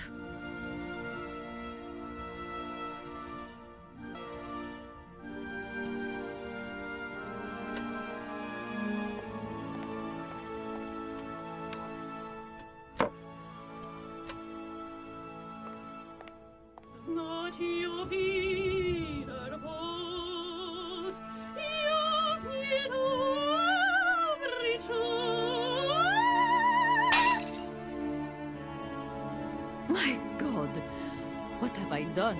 My voice has returned. Did you hear that, James? My voice has returned. Your voice is still as magnificent as ever, madam. But please don't forget, you're no spring chicken these days. Time has taken its toll. And you're not the toy boy you once were either, James. I hope you have fun on your own. Madam, leaving you is quite out of the question. Don't be stupid, James. What would you do there? Your place is here. You must prepare my return. Madam, I won't insist. Adventure is not an integral part of my action functionalities. Maybe you're right, madam. As ever. Do I understand correctly that you're going to go with me to Komkolzgrad? You do, my dear. We're going on tour, my dear. Anchors away. I'll go back to the airship to prepare my departure. You can join me there when you're ready. James! Take me to my room. I must prepare. Quick! Quick! What are you waiting for? My fans are waiting for me. Are you sure you're sure about this, madam? Shut up, James, and put your foot on it.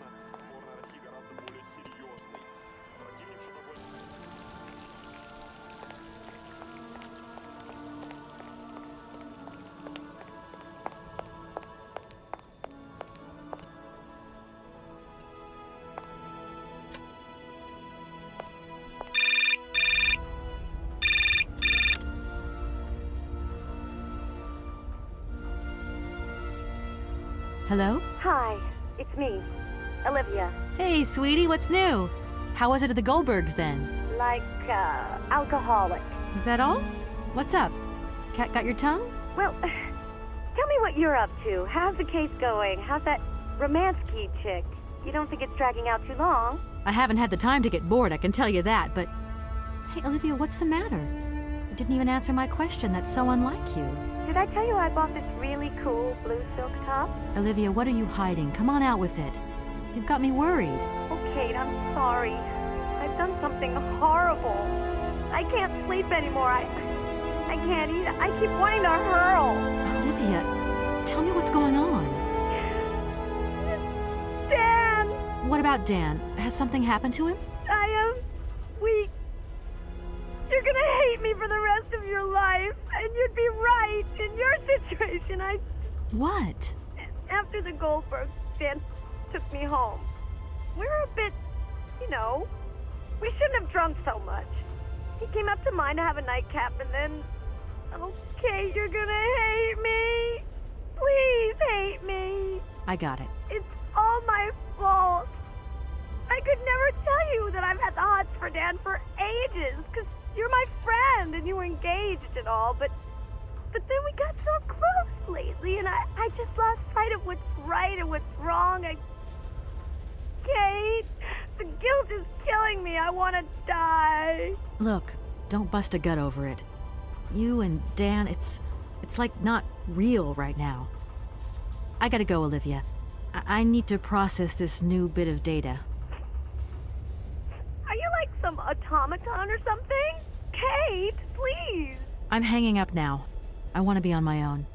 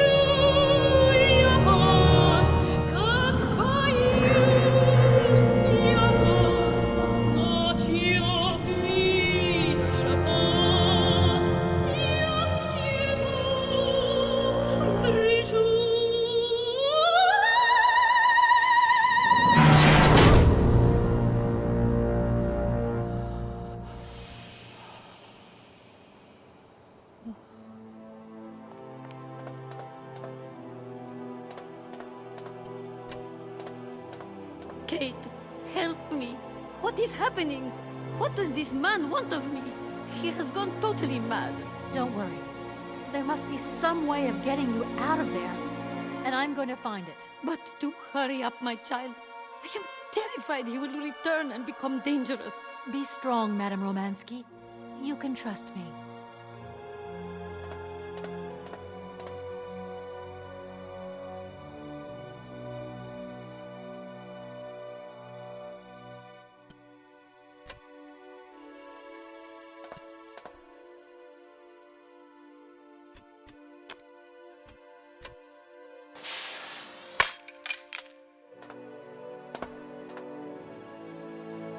At last, young lady. I was beginning to be desperate. I came as fast as I could. Now hurry! Get out of here quickly before that maniac notices. I've got to get Oscar's hands back.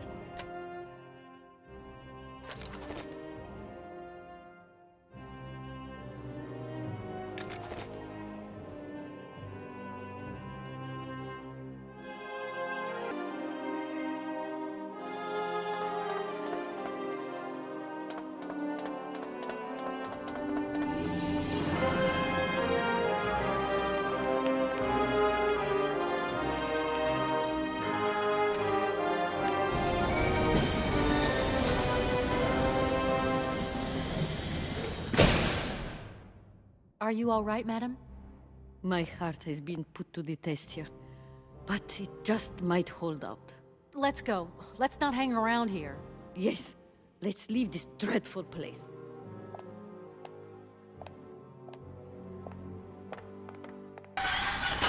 Oh! My God! What has happened now? Ha ha! Nice try, Miss Walker. But you are not strong enough. Not for me. So you can stop playing games now. Return the hands to me, and bring Madame Romansky back, or I shall not be responsible for my actions. You don't scare me, you old lunatic. Helena, grab the hands and get back to the train. Tell Oscar to get ready to leave. I'm gonna find a way out of this lousy factory. No chance. You will never succeed. Ha!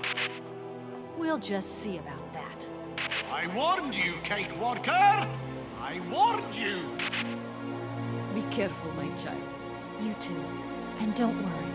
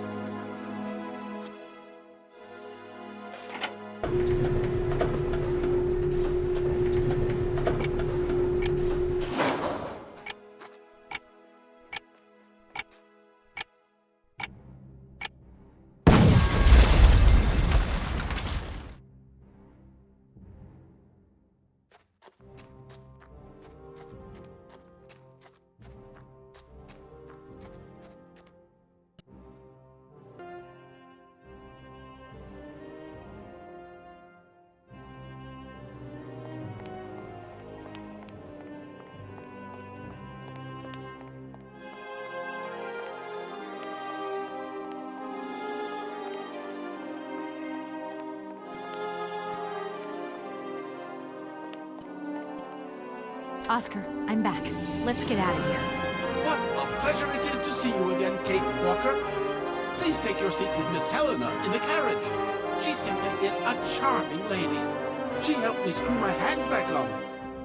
I must inform you, though, that regulations make no provision for supplementary passengers.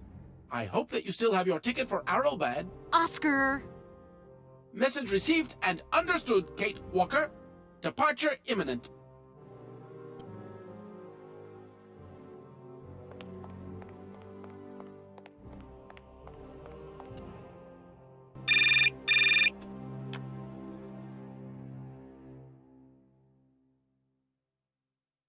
Hello? Kate, hi. It's me, Dan. Are you all right? I'm okay now, yeah, thanks. But if I said that not long ago I was grappling with a mad music lover who wanted to kidnap an old forgotten opera star, but I foiled his plan and escaped through an abandoned mine, then I guess it's completely mad. You'd be proud of me, Dan. Real proud. Kate, I don't understand a thing you're saying. I barely recognize you. No, it doesn't matter. How was your day? Yeah, of course. I went to dinner with the Goldbergs. I finally beat Bob at squash. The cleaning woman broke the vase in the entrance hall. Well, other than that, nothing new. I see. Everything's cool, though? Yeah, everything's, cool. You're not missing me at all? Oh, yeah, sure I am. I had Olivia on the phone. She was a little upset. Nothing to say? So sorry. I don't know what came over me. It happened so quickly. I just totally lost control. I was so weak, so dumb. I just can't imagine how... I can't imagine how you could ever forgive me. What a bastard I've been. I don't know, Dan. Maybe I'm to blame somewhere in all this. Maybe I pushed you into Olivia's arms. I'm well aware that this trip has taken me far from New York and far from the Kate you once knew. And you know what surprises me the most? I don't miss it. What's happening to us, Kate? Maybe we've just realized we don't really love each other, Dan. We can talk about it when you get back if you want. I don't know, Dan. We'll see.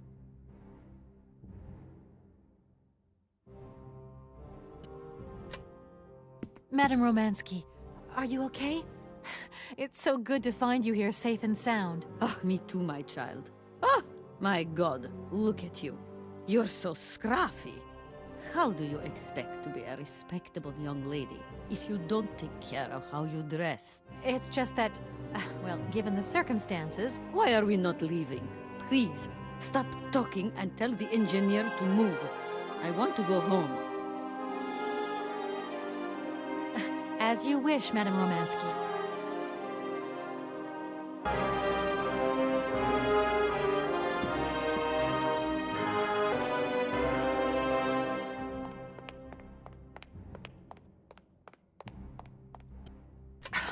What is it this time? Large iron rods have emerged from between the huge legs of the giant statue. The track is now completely blocked. But that's absolutely crazy. Will that madman never get off our case? I'm gonna see what I can do.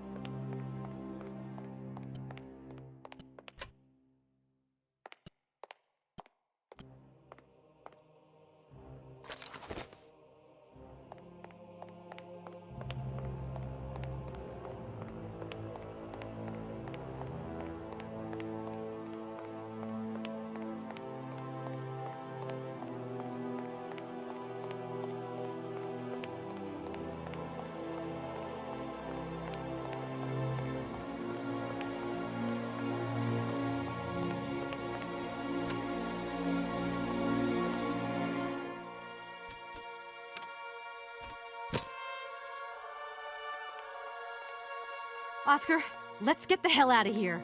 Message received. Full steam ahead!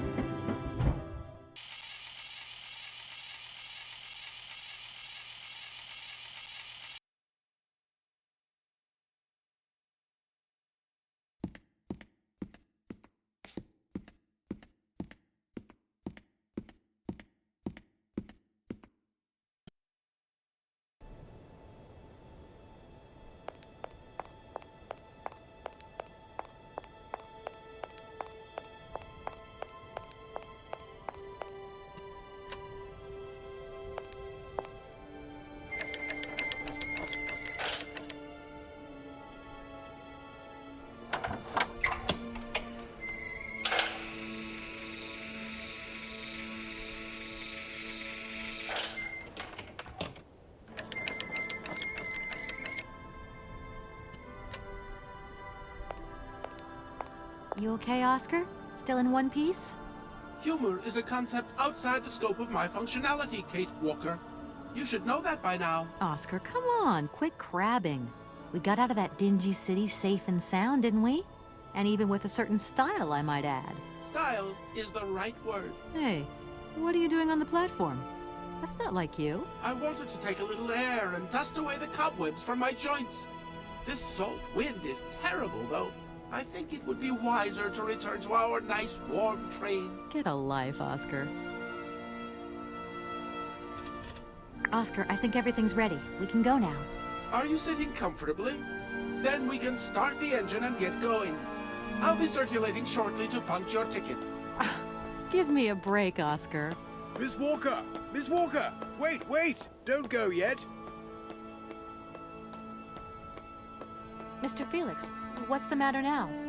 Has something happened to Madame Romansky? No, not at all. Our favorite diva's fine and dandy. But there's a package for you at the reception. I said to myself, Felix, maybe she's got to have it before she goes. A package for me? But that's impossible. But it's got Miss Walker written on it, clear as day. Why didn't you tell me about it earlier? It's only just arrived, like. Oh, and, well, who delivered it? I don't know. I just took my eye off reception for a moment. The game was on, you see, and there it was, on the counter in reception. Come and get it. Okay.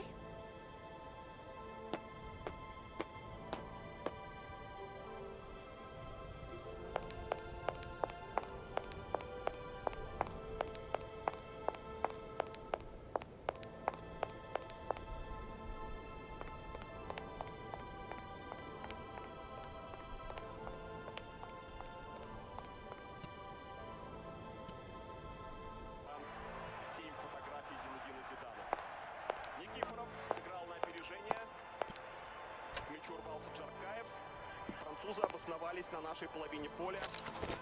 Бортес скучает. Бортес получил травму на тренировке позавчера. Борьба была, я видел кадры. Hello? What the hell are you up to, Kate? Mr. Marson, please, do try to understand. Understand? What I understand is this. 1. Our main client is ready to drop the whole caboodle if the deal isn't tied up in the next 24 hours. 2. This is going to cost the firm multi-dineros. And 3, I made a serious error of judgment trusting you with this case.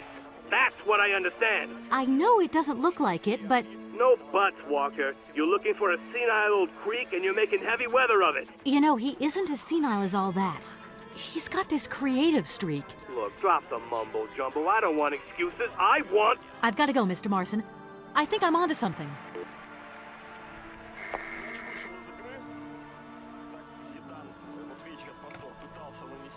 Hello, reception here. Felix Massano at your service. Yes, ma'am. Yes, yes. Yes, she's right here in front of me, ma'am. Immediately. Please, be my guest. Miss Walker, Madame Romansky would like you to join her at the hotel bar as quickly as possible. I'm going.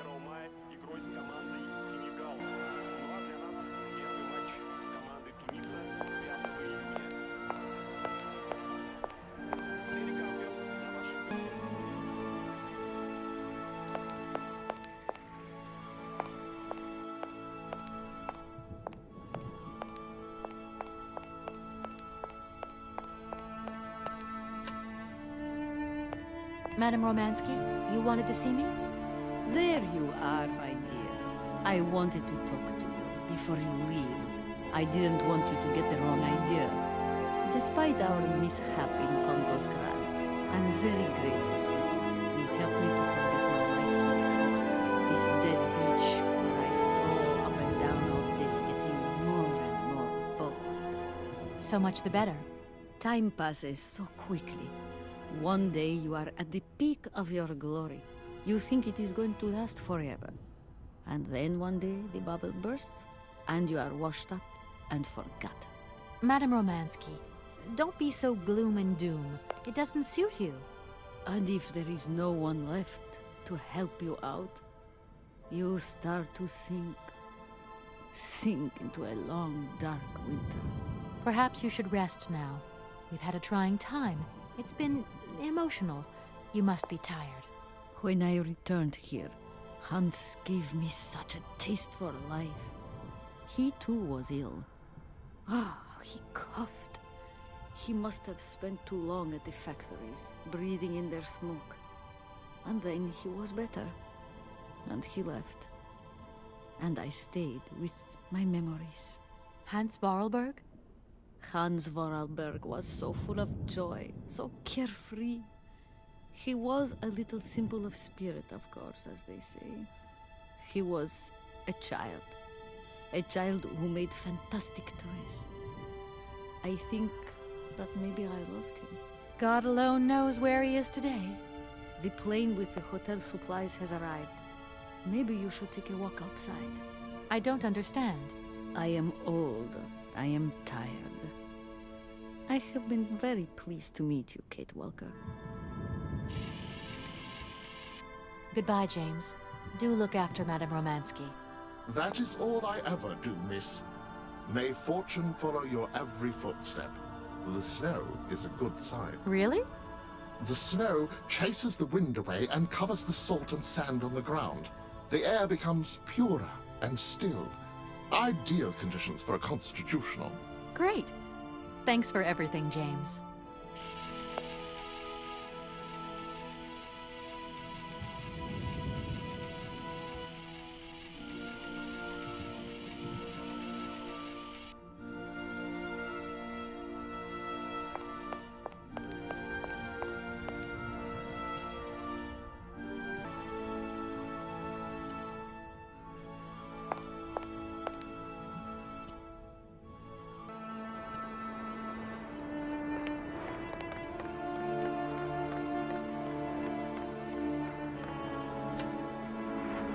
Good morning, sir. Mr. Voralberg? Hans Voralberg? You've brought the train then. That's good. Mr. Voralberg, you have no idea how pleased I am to meet you at last. I'm Kate... Where is Anna? Your sister has passed away, Mr. Voralberg. I am sorry. Truly sorry. Ah, okay. Otherwise, it's Anna who would have come, right? Not you. I guess you're right, Mr. Voralberg. My name's Kate Walker. Kate Walker? Okay, I'm going away on the train. A long way away. Where's that? That way. Syberia. Syberia. I'm sorry. Mr. Voralberg, I've been ordered to tie up the buyout of your factory in Valadilene. It's, my job, you understand. Anna told me. The automatons. That's over now, isn't it? Mr. Voralberg, the factory belongs to you now, and I need your signature to tie up the deal. Okay. Then I'm going away on the train. Here's the sales contract. I'll give you some time to look it over. Your sister already agreed to the terms. All we need now is your signature. What? You've signed just like that? Without reading it? I can't read. I don't know how to. Oh. In that case, I'll read it for you. No, it's okay. Leave it. I've got to go away on the train, Kate Walker. As you wish, Mr. Voralberg. And let me wish you a very pleasant journey.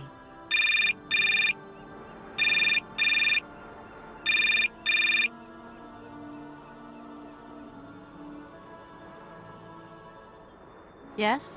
Listen, Walker, I've decided to send over some backup. No need, Mr. Marson. What do you mean? Hans Voralberg has just signed. Everything's hunky-dory. Are you saying that... Yep. That Voralberg Manufacturing is now the exclusive property of the Universal Toy Company. But... that's great news. Good work. Excellent work, Walker. A real masterstroke. I knew I could count on you, Kate. I congratulate you. Thank you, sir. Right, now get back here as quick as you can. I want those papers on my desk tomorrow. My secretary will organize a meeting with Universal Toys immediately. You'll no doubt want to hand over the contract yourself. And now that I think of it, I've got no one on the Schwann Airport case. Big trial coming up. A real opportunity. The job is yours. My little way of saying thank you, Kate Walker. You're too kind. You have a great career as a lawyer ahead of you, Kate. See you tomorrow. Well done again, and don't lose those papers, huh? That would be the dumbest thing. Sure. Real dumb. Kate Walker? Yes, Mr. Voralberg? Are you coming on the train too, Kate Walker? No. That really wasn't in the plan. But thanks for offering. This adventure's all over for me now, Mr. Voralberg. Too bad. Silly, really. You don't like adventure, do you? I don't really... I mean, maybe there's... It's not easy to say. Yes? I have to go back to New York. They're waiting for me there, you understand? I understand. The plane. It's going to New York too, maybe. Maybe. I suppose I'd better go find out. Yes. It's more sensible. Maybe. See you later, Kate Walker. Yes. See you later, Mr. Voralberg.